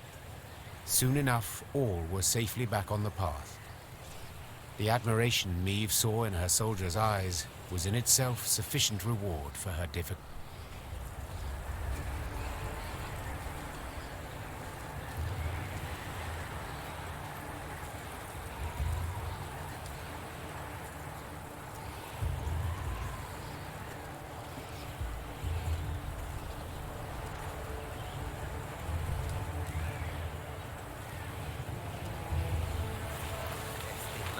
Fresh snow today. Got a blow before too long, bring a rush down. Oh, braving the snow in those meagre courts, are ye? Snow falls down, snow falls down, snow falls down.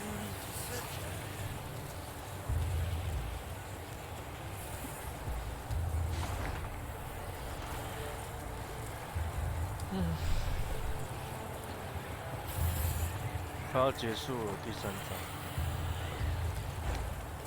哎，真是麻烦。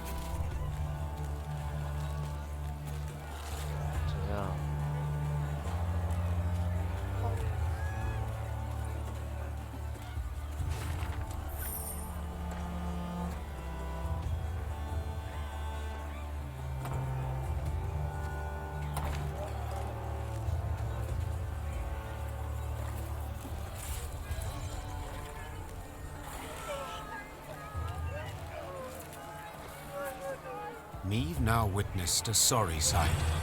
A mass funeral for miners killed due to a tragic convergence of events.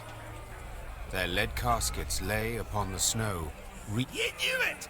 You knew they'd smelled vapors, but you ordered them to keep digging till it blew up in their faces! Make the daily quota whatever the cost, eh? Your blood on your nuts, whoreson! A mourner then picked up a chunk of frozen ground and threw it at the foreman.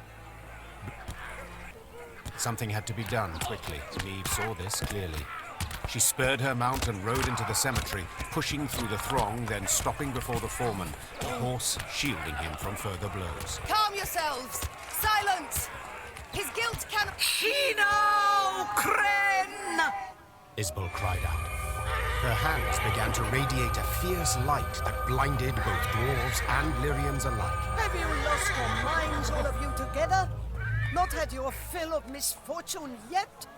Lower your arms at once. Whether the power of Isbel... Knew the bit. Well, we admit.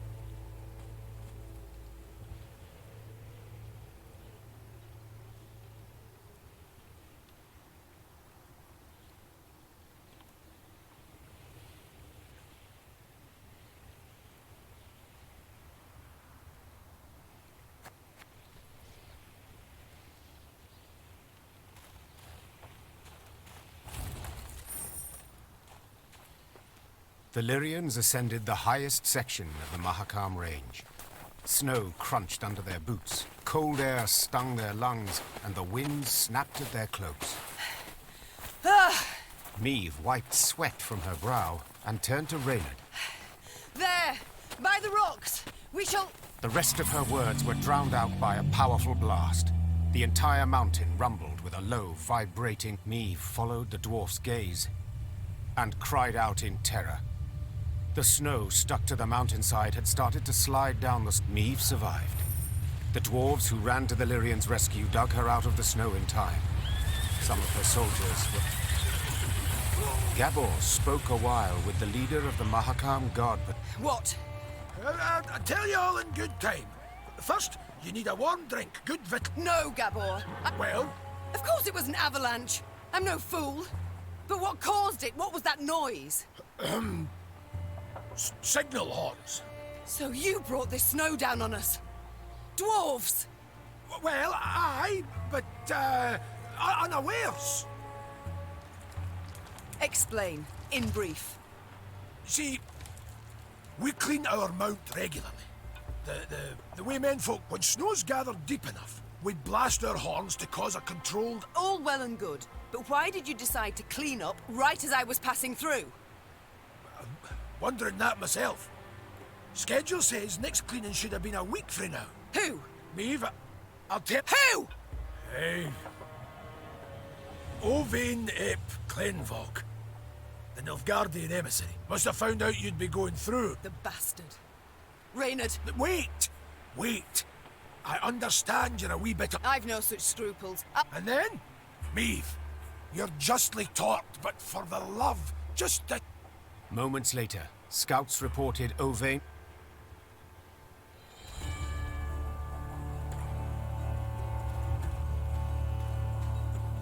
By the Elder's side, Nilfgaardian. What a mess. By the Elder's side, Burnside. What a mess.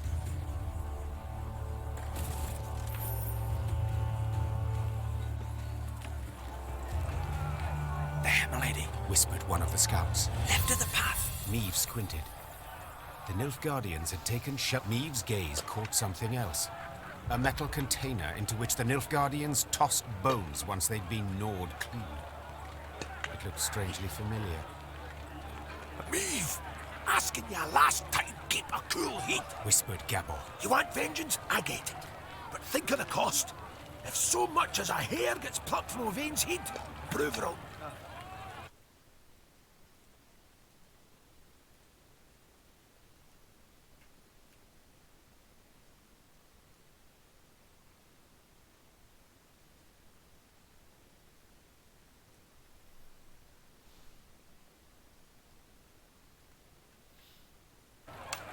Await my signal. The Queen stepped out from behind the rocks, put a hand to her mouth, and yelled, Ovain! Ovain at Clenvog! All laughter stopped in the Nilfgaardian camp. Moments later, a sumptuously dressed man stepped to Queen, my condolences. That avalanche. Oh, what an unfortunate turn of events. The mountains can be unpredictable. Meave said with a shrug. Accidents can happen at any time. Oh, yes? Meave leapt towards the emissary, placed two hands on his neck, and hurled him into a rock with all her might. The Nilfgaardian's head slammed against the stone, and his skull crumpled with a sickening crash. He fell to the ground and writhed a few final tremors. Attack!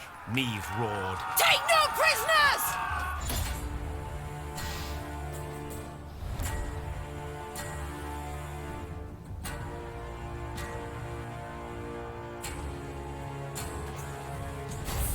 Meave showed no mercy for the Nilfgaardians in Ovain ep Clenvog's camp.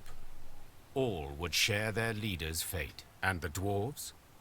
As predicted, they were outraged by Meave's open attack on the Nilfgaardian emissary. Bruva Hoog suddenly called for a council of the clan elders. They debated. From what I've heard, only strong support from the Zigrins kept the Queen from receiving a harsh punishment.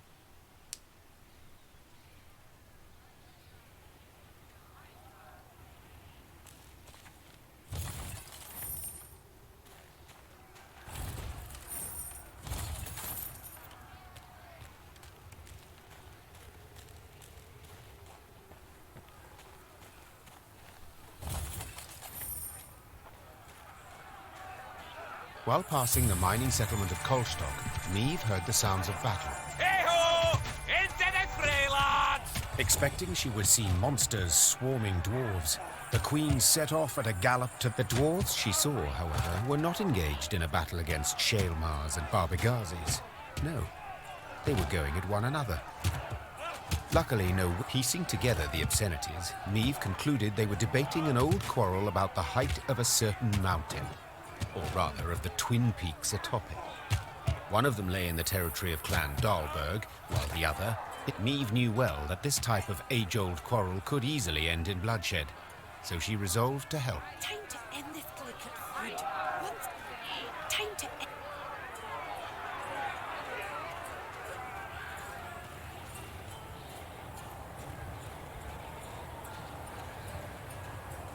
When she and her force had travelled half the way to the first, she heard a long roar that made snow shells The Lyrians managed to repel the monsters and reach both peaks. Upon each, Meave ordered her men to take the measurements. While waiting, the dwarven contraption left no room for doubt. The peak within the Dahlberg clan territory was 2 feet higher than that within Hoog territory. Gabor was clearly displeased with the results. Damn it all! I'd hoped you'd prove Bruver's clan was in the right. He'd have been content to see the Dahlbergs knocked down a peg or two, and, possibly, he'd have been more inclined to help you, said the dwarf in frustration. Then, after a pause, he added, Although, only you saw what the device showed, Queen. Perhaps you could, recalibrate the results a wee bit?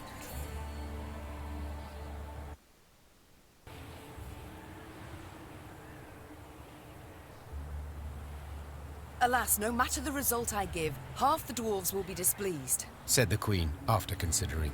Thus, if we err in taking the measurements, no great harm will be done, and the benefit to us could be significant. Gabor just...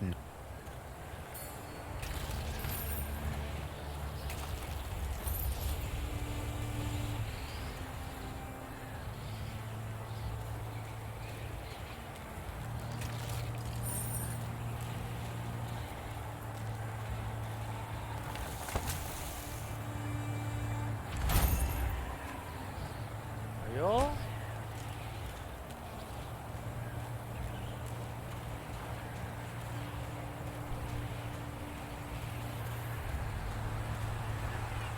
The dwarves of both clans had been waiting with bated breath for the expedition's return and report. As soon as Meave announced the results, the Hoogs rolled barrel...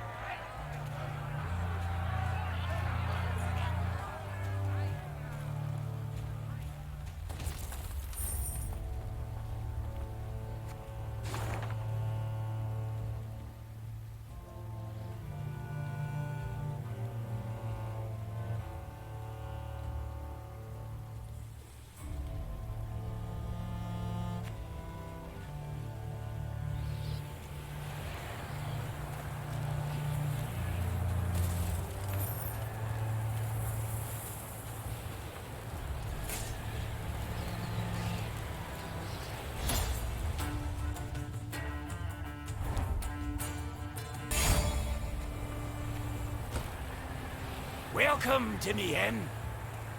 With many folk.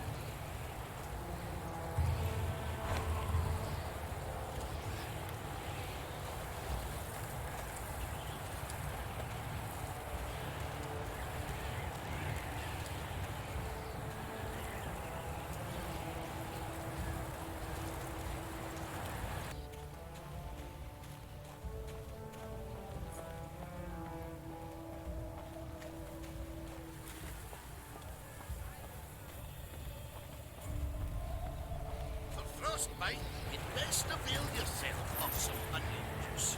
Even better if you had a wee nip of vodka. Lord, one square neat, Lord. As Meve neared Langbridge, she ordered her bugler to announce her arrival, then retired to her tent to freshen up. Gascon. I do not seem to recall summoning you. In that case, I must tell you to fret not. Nothing wrong with your memory. Then I propose you leave, just as spontaneously, call it. I must don fresh clothes. I'm to see the Elder soon, and I'd prefer to not smell of horse sweat. Doubt it'd make much difference to him. And be assured, I know what I speak of. When last we met, I found myself standing downwind of him. A pungent experience.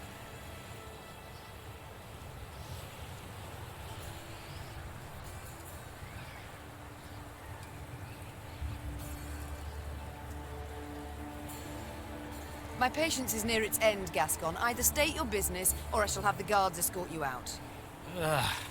Not a hint of a sense of humour. There's something you ought to know. And decidedly before you meet with Bruver. The sites we cleared of beasts. I ferreted a bit. Noted something peculiar. Any notion what it was? None. The monumental dwarven architecture... Bones, my dear Meve. Dwarven bones. Now, guess what I found on them? Wait, don't dare give me any hints. Of course. After all, they'd been gnawed clean of all flesh by monsters, incidentally making it quite easy to spot other markings. Ones made by axes and swords. The bones to our medics, and they confirmed my conclusion. Meaning what? That the entire clan... did not perish due to an invasion of beasts from the depths. The monsters merely ate the bodies and occupied empty homes. Now, I shared my discovery with Gabor, and guess what he did? He panicked. He started to squirm, babble nonsense. I wager my right arm, he's hiding something. Blast. Overly eager to aid us from the start he was. I might have sent something. I shall have him summoned at once. And I thank you, Gascon. I won't forget this. Minutes later, Gabor stood before the Queen. At first, he tried to mislead her with evasive answers, but as her pointed questions demolished one clumsy excuse after another, he had to give in. Oi. As King Desmond said after a hefty squirt in his hose, we can't sweep this under the rug. If you think I welcome jests in this moment, you err. My fingers itch to summon the hangman. Right. So... 'tis true. I misled you. On our clan elder's orders. Supposed to make sure you destroyed Burr's Rump and Davor's Abyss thoroughly enough to leave nae a trace. What? Why? What did they wish to hide? They was home to the Fuchses, our mortal enemies. They'd been a-boiling our heinies for ages, thumbing their noses, taking what they want, when they want, and the Elder-in-Chief didn't gie a ploughing whit.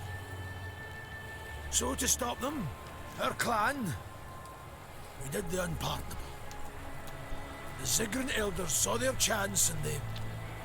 Gods. So you were responsible for the deaths of all those dwarves? Me? I didn't raise a finger. Tried to stop them, in fact.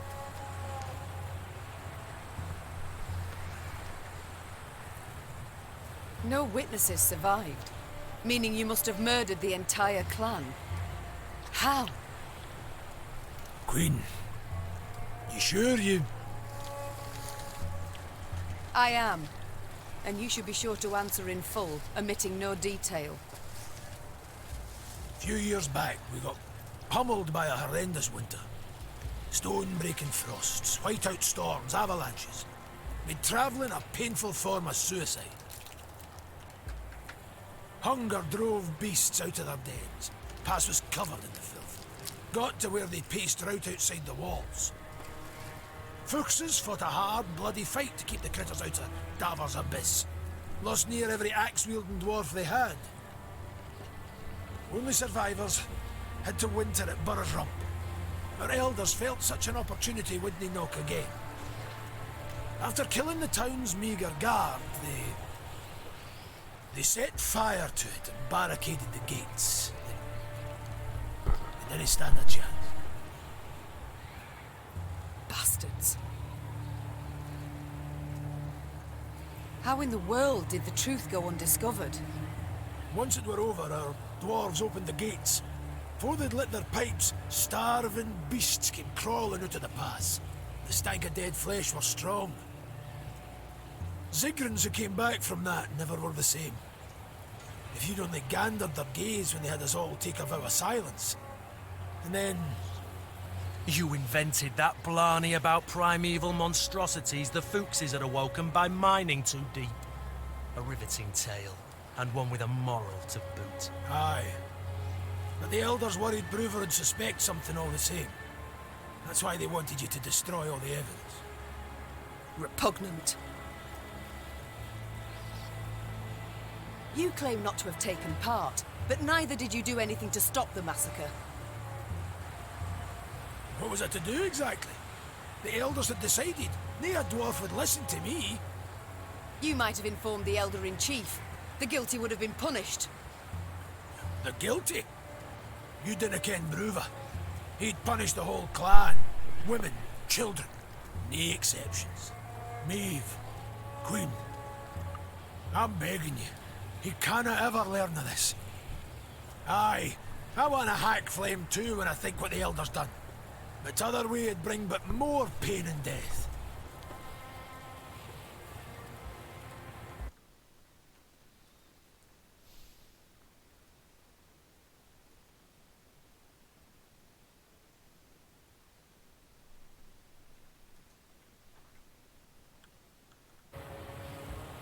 I need to consider what's right.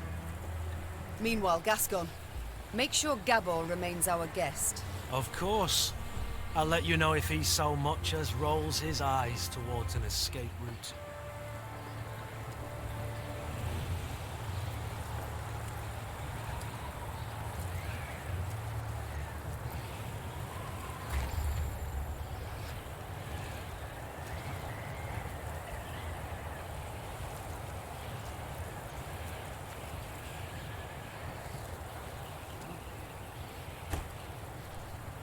Bruver stood by the bridge like a statue, arms crossed, eyes squinting.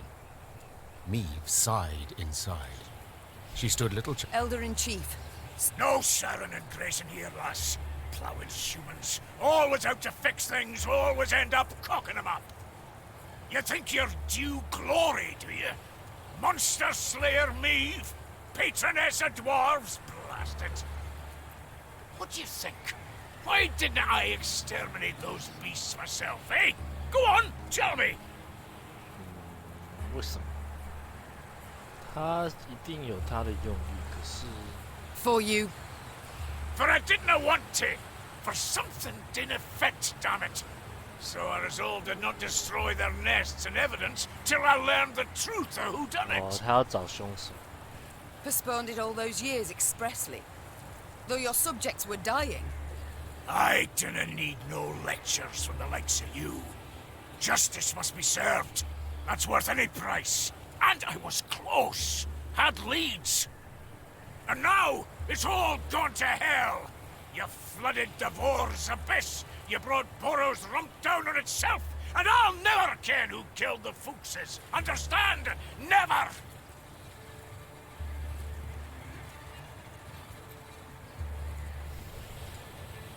My sincere apologies.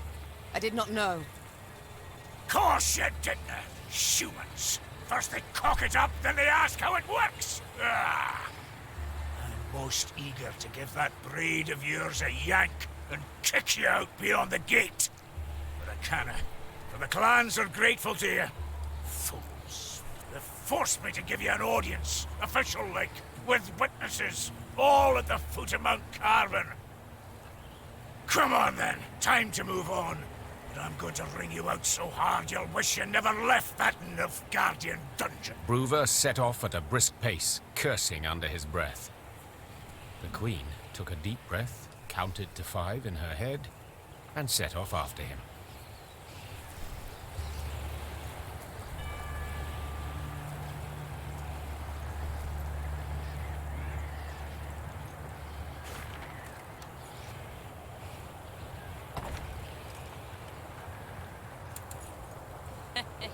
Oh, elders. Let humans need. Oh.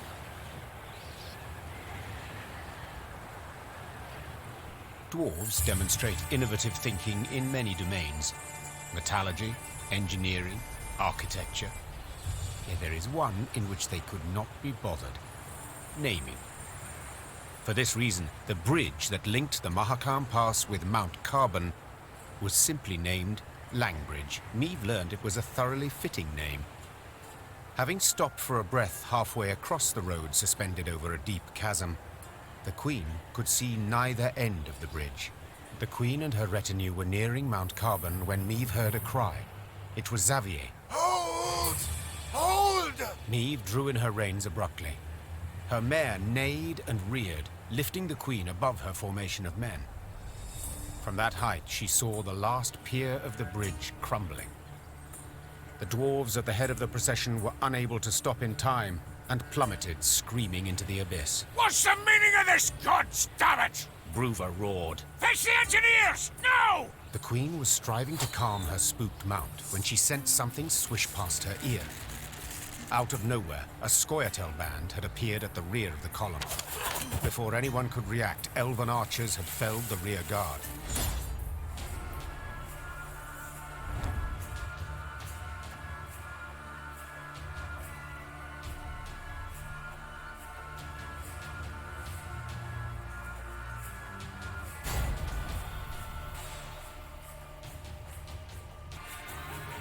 Their strength combined, the Lyrians and Dwarves managed to defeat the Scoia'tael. The guerrillas had weakened the last span of the bridge, turning the crossing into a deadly trap. Had Xavier, who noticed the weakened structure at the last instant, not called out, all would have fallen into the chasm. The Lyrians managed to capture the unit commander. She stood, her head raised high, and when Meave glared at her, she did not avert her eyes. What is your name, elf? Abayeth mete parstwan. She said, Thank you, Reynard. I know well what she said. Kiss my arse, is that truly the best you can muster? I'd rather show you exactly what I can muster. Tell them to unbind me. You got your opportunity. On the battlefield. Will you not tell me what they call you? Fine. It's all the same to me. I'm more interested to know how you came to be here. Who sent you? No one. It was my decision to kill you, and thus avenge Eldain. You've elven blood on your hands. The blood of the elves of the Moulderwood.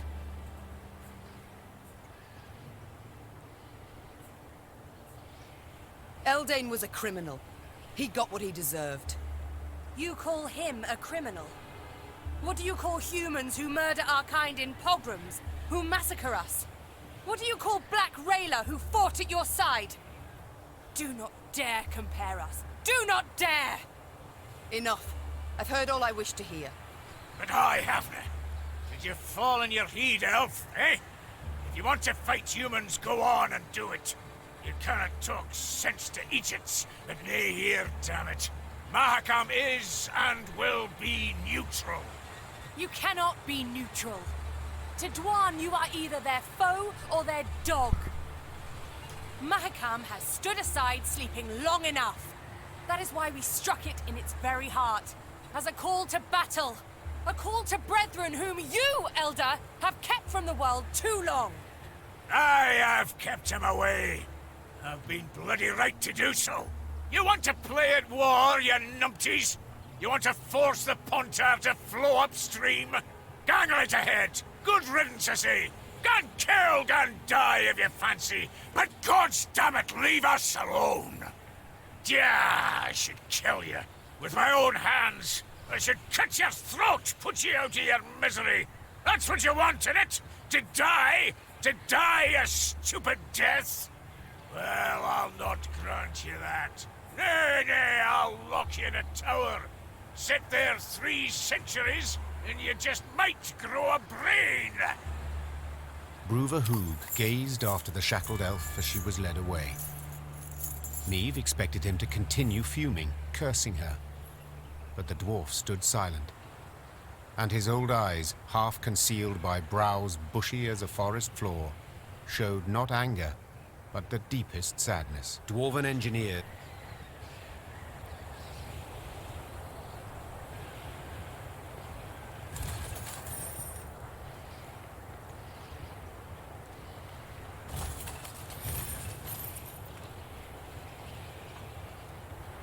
Look, Mount Carbon.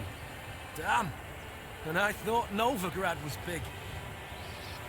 So the elf, truth be told, I support long-eared bat. Truth be told, I supported the Scoia'tael Accord. Oh, I wish every last one of them dead. Dead.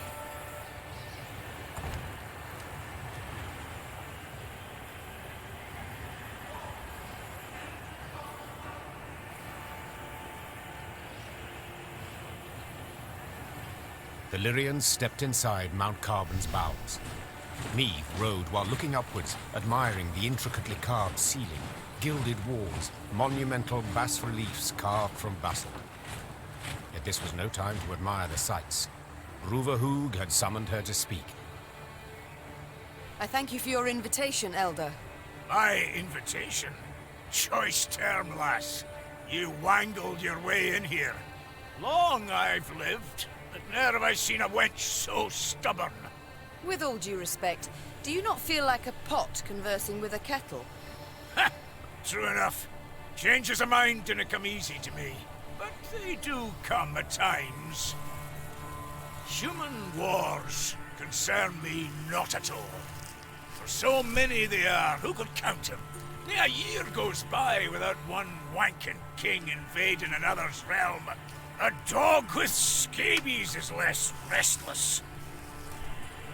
That's why, this morning, I aimed to send you off with nothing. Mattered not what the clans were saying. Rivia, Schmivia, who gives a sheep's fart? But that was this morn, before that daft wench and her pups attacked. Nilfgaard supports the Scoia'tael, it's common knowledge. Nilfgaard uses them. Well, I'm nae worse, and I choose to use Queen Meve. So what use would you make of me, if I might ask? You've a plan? Aye, the kind dwarves like best. Simple, but sneaky. Like to give Nilfgaard a warning, you ken. If you're going to rile my dwarves, throw 'em into the Scoia'tael ranks. You'll regret it, aye? But I'd like to issue the warning without declaring war. All clear to you so far? So, when you march out of Mahakam, you'll find a company of our foot dwarves waiting out with the gate. Officially, volunteers enlisting with you against my will. And you're to put them at the fore next time you face Nilfgaard. Want the Blackclads to break their teeth on our bucklers, get a taste of our axe blades. After that, dare say they'll think twice before they send more Scoia'tael into these hells. I do not. Thank you, Elder. You restore my hope that I shall have my home back in the end.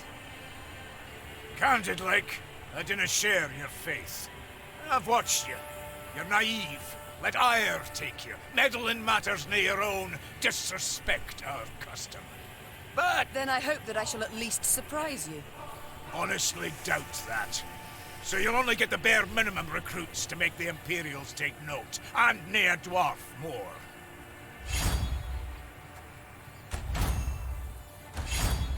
And for that I am grateful. But now, I would like to march at once. So by your leave... Go right! Now if you can! Quicker you get out of our mount, the better. Without waiting for Meave's reply, Bruver turned his back to her. The Queen left without saying a word. There were few choice ones burned on her lips. Meave was on her way back to her company when who should step in front of her if not Gabor? To what do I owe this pleasure? Do the Zigrins wish to use me once more? Accomplish aught else with my aid? Could be. But if so, take none of my concern. Why's that? For I've resolved to leave Mahakam. And where will you go? Dinna ken. Wherever you lead me. I beg your pardon. Your Grace. Meave. I betrayed your trust. Tricked you outright. In spite of that, you kept my confidence. Risking everything. To say I'm grateful is just a wee understatement. I'm indebted to you. Deeply, please let me pay it off. Let me fight at your side. Heed to hit me. Gabor, vindictive I am not. Oh, thank you, Meave. Yet neither am I stupid. You may join our ranks, I agree. Yet trick me once more, in the tiniest manner, and I shall show you no mercy. Is that clear? Chastened, Gabor merely nodded to confirm. Meave extended her hand for the dwarf to kiss as a sign of submission. Yet he simply wrapped his arms around her waist and squeezed. The Lyrians were ready to leave Mahakam when they heard the sonorous blast of a commander's horn announcing the arrival of Bruver Hoog. Oh, what does he want now? When she saw a sour grin on his face, Meave knew that... Come to say farewell? No need. Came, 'cause I got a burning question. Meave, you expecting anyone?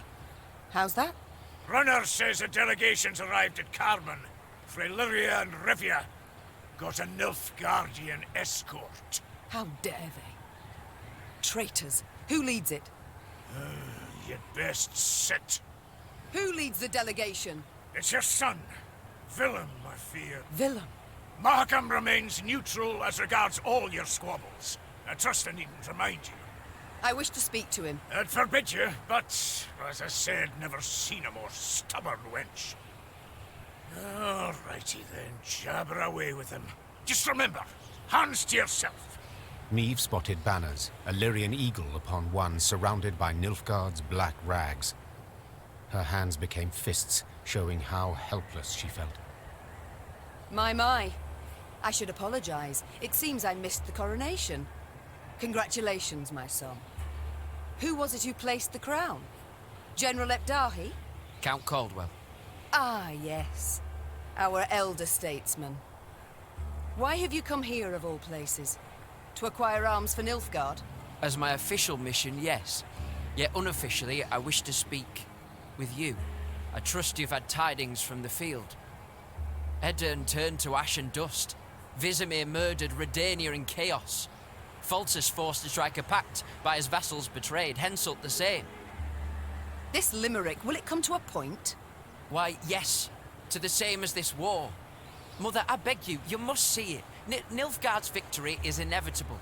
Surrender now, and I shall show you mercy. For later it'll be too late. There will be no later.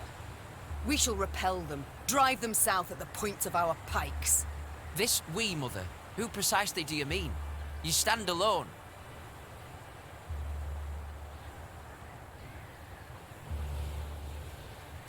I prefer to stand alone over standing with Nilfgaard, with the invader, as you do. Mother, in declaring for the Empire, I saved the lives of thousands of our subjects. And in so doing, our honor lost. Folk who had their huts burned down care deeply about our honor. Is that truly your belief? When I was crowned, a fact you deride, though that makes it no less true. I swore the good of my subjects would guide me. And a war we are doomed to lose cannot in any way benefit them. And slavery can. You know well the Blackclads put peasants in chains, like cattle. Reprehensible, I agree, but... And resettlement? Forced labour? Cruel laws that make death the punishment for the slightest offences? Are those benefits? Well, answer me! I see I will not sway you, Mother. A shame, though I take comfort in the fact I tried. And now, adieu. Oh no, I, not you, will decide when this conversation is over. Oh, have we anything else to discuss? Naturally. How did you know you would find me here? I received Nilfgaardian reports to the effect that you've been seen in the pass. Oh, roses are red and so are your cheeks, my son. As ever when you're caught in a lie. Lyria is 2 weeks' travel hence. Had you received word only once I was here, we'd have been long gone from Mahakam by the time you assembled a force and completed the march. No. You were forewarned of our intended route. It means I've a traitor in my ranks. Get out of my sight, then. And pray we only ever face one another on neutral ground. Maeve struggled inside not to turn and gaze once more at her son. He'd changed since they'd last faced each other, grown manlier, and he wore the crown well. The Queen returned to her company. Her advisors shot her questioning glances, curious what she had discussed with Bruver. But Maeve decided to keep the details to herself. One of them wore a Nilfgaardian lead around it. Time to march on. I've thought on it, Your Grace. We've strength enough to hit the foe, but still not the numbers to face him in open battle. So what do you propose? This war we cannot win alone, nor even with the dwarves at our side. But if we secure a victory, small yet symbolic, we shall show the other realms of the north all is not yet lost. Thus, I propose we attack behind the front lines, somewhere well clear of any major Imperial force. Where would you suggest? I'm considering Angren. To begin with, a thickly wooded marshy land, always helpful in clandestine operations. Secondly, the land strategically important, as it's the chief source of building material for Nilfgaard's fleets. All too little, I fear. Since we require a victory that would be symbolic, we must strike where it shall hurt. And Angren... Just recently welcomed a new regent, in the person of Count Coldwell. My third argument. Naturally, if Your Majesty wishes, I'm prepared to present alternatives to this. No need. We march at dawn.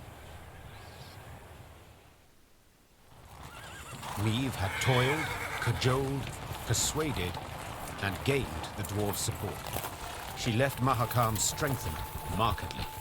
Even so, the Queen was in a foul mood. For it was clear a traitor, a viper, nested among the Lyrians. Someone who had conveyed the Queen's plans to her foe. From this moment on, Maeve would need to weigh every word she uttered, even in the presence of her closest associates. Your Grace, we must plot our course forward. Shall we take the western passage into Angren, or... Not now. When, then? Dawn approaches, yet we know nothing of where... I will not repeat myself. The Queen knew she would learn the traitor's identity in the end. If need be, she would tear the name from the throat of another turncoat, Count Coldwell. Maeve drooled at the prospect of seeing Coldwell in chains, then passing him to the hangman. Saddle the horses. I shall take the fore. The time for diplomacy, for preparations and negotiations had gone. Maeve was to attack her foe at last, and she could not wait to do so.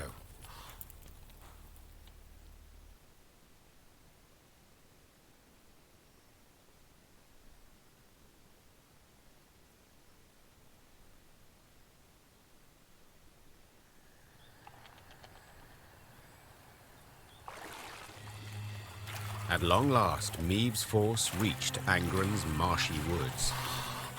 Ever believed? No? Count yourselves lucky.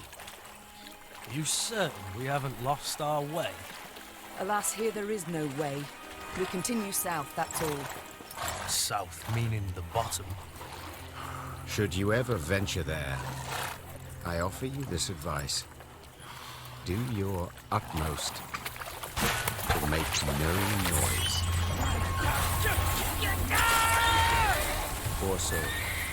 His comrades cried out, reached out, but alas, amidst frothing waters, they heard bones cracking, the moan of metal bent and crushed. What the bloody hell, what was that? Rather not know, personally. Hold your positions! Arms at the ready! It was a glusty war.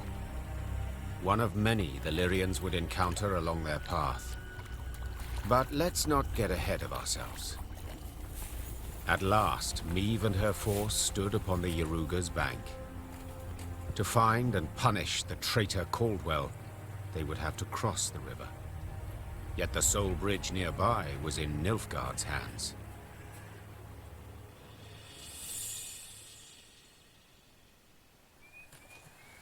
Your Majesty, some new reports require your attention.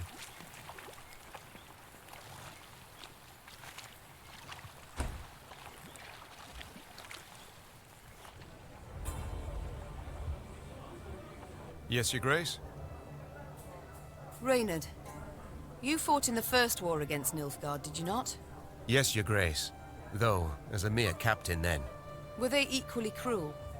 Did they scorch fields, turn peasants into slaves? Nay, Your Grace. They fought with honor in those days. So, what's happened? Why the change? It's said Emperor Emir var Emrys's heart hardened over the years. He's grown crueler, more ruthless. His soldiers' zeal for violence has followed suit. But you don't say that. No, Your Grace. To your mind, why do they now despise us as they war against us? 'Tis ever easier to loathe those you know. Before the first war, they knew nothing about us. Then they saw they'd the better weapons, larger cities, superior craft. That in our towns, waste flowed through the streets in open gutters. And they concluded we weren't their equals. It's far easier to kill when one holds such a belief. It's time I... Hey ho, how's my favorite queen in the... Ever have regrets? Feel remorse? For what? Oh, I don't know. Killing innocents, perhaps? Murdering travelers, pilgrims? I've always warned them. Won't touch a hair on your heads, provided you don't resist. So, see, gave them a choice. Besides, innocents? Please, Meve. We both know those to be mythical creatures. Everyone's got something on their conscience. So there's always call for murder? That's right. Dead right. You need but answer it.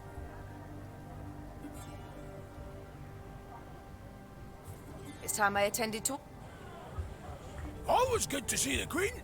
How can I help you? We haven't had a chance to speak since we left Mahakam. Why join us? As I said, I was in your debt. You're a dwarf of honor. I'm pleased. But not entirely convinced 'twas reason enough for you to leave your clan. Not about to let me off easy, are you? All right. I may have been motivated elsewise. By a guilty conscience? The horridness with the Fuchses. All that blood and mud. It went to, but that weren't the whole of it. I saw the shite dwarves living in your cities go through. Thought I'd forget once I came home. Got back to dealing with my own... Only... Can't forget something like that. I've got to help. Any way I can. I understand, Gabor. We shall return... No skin off. Yes, milady? I haven't had the opportunity to thank you. I merely did my duty, Modest as ever. My lady, the one reward. Other matters are... As you wish, my... You need my help with any? Ever travelled with an... Frankly, can't say that I have. Is that so? Then there's that aged woman. Isabel, is it? Oh, you're... And just between the two of us, the quiet chap. Who else? Right, a word of advice. Never play Gascon at cards. And the Reynard fellow. I'm sorry. Every day he barks at me, stand at attention, with a perfectly straight face. And laugh. Very thorough, Barnum. Time I... I'm pleased to... Duty calls. Of course.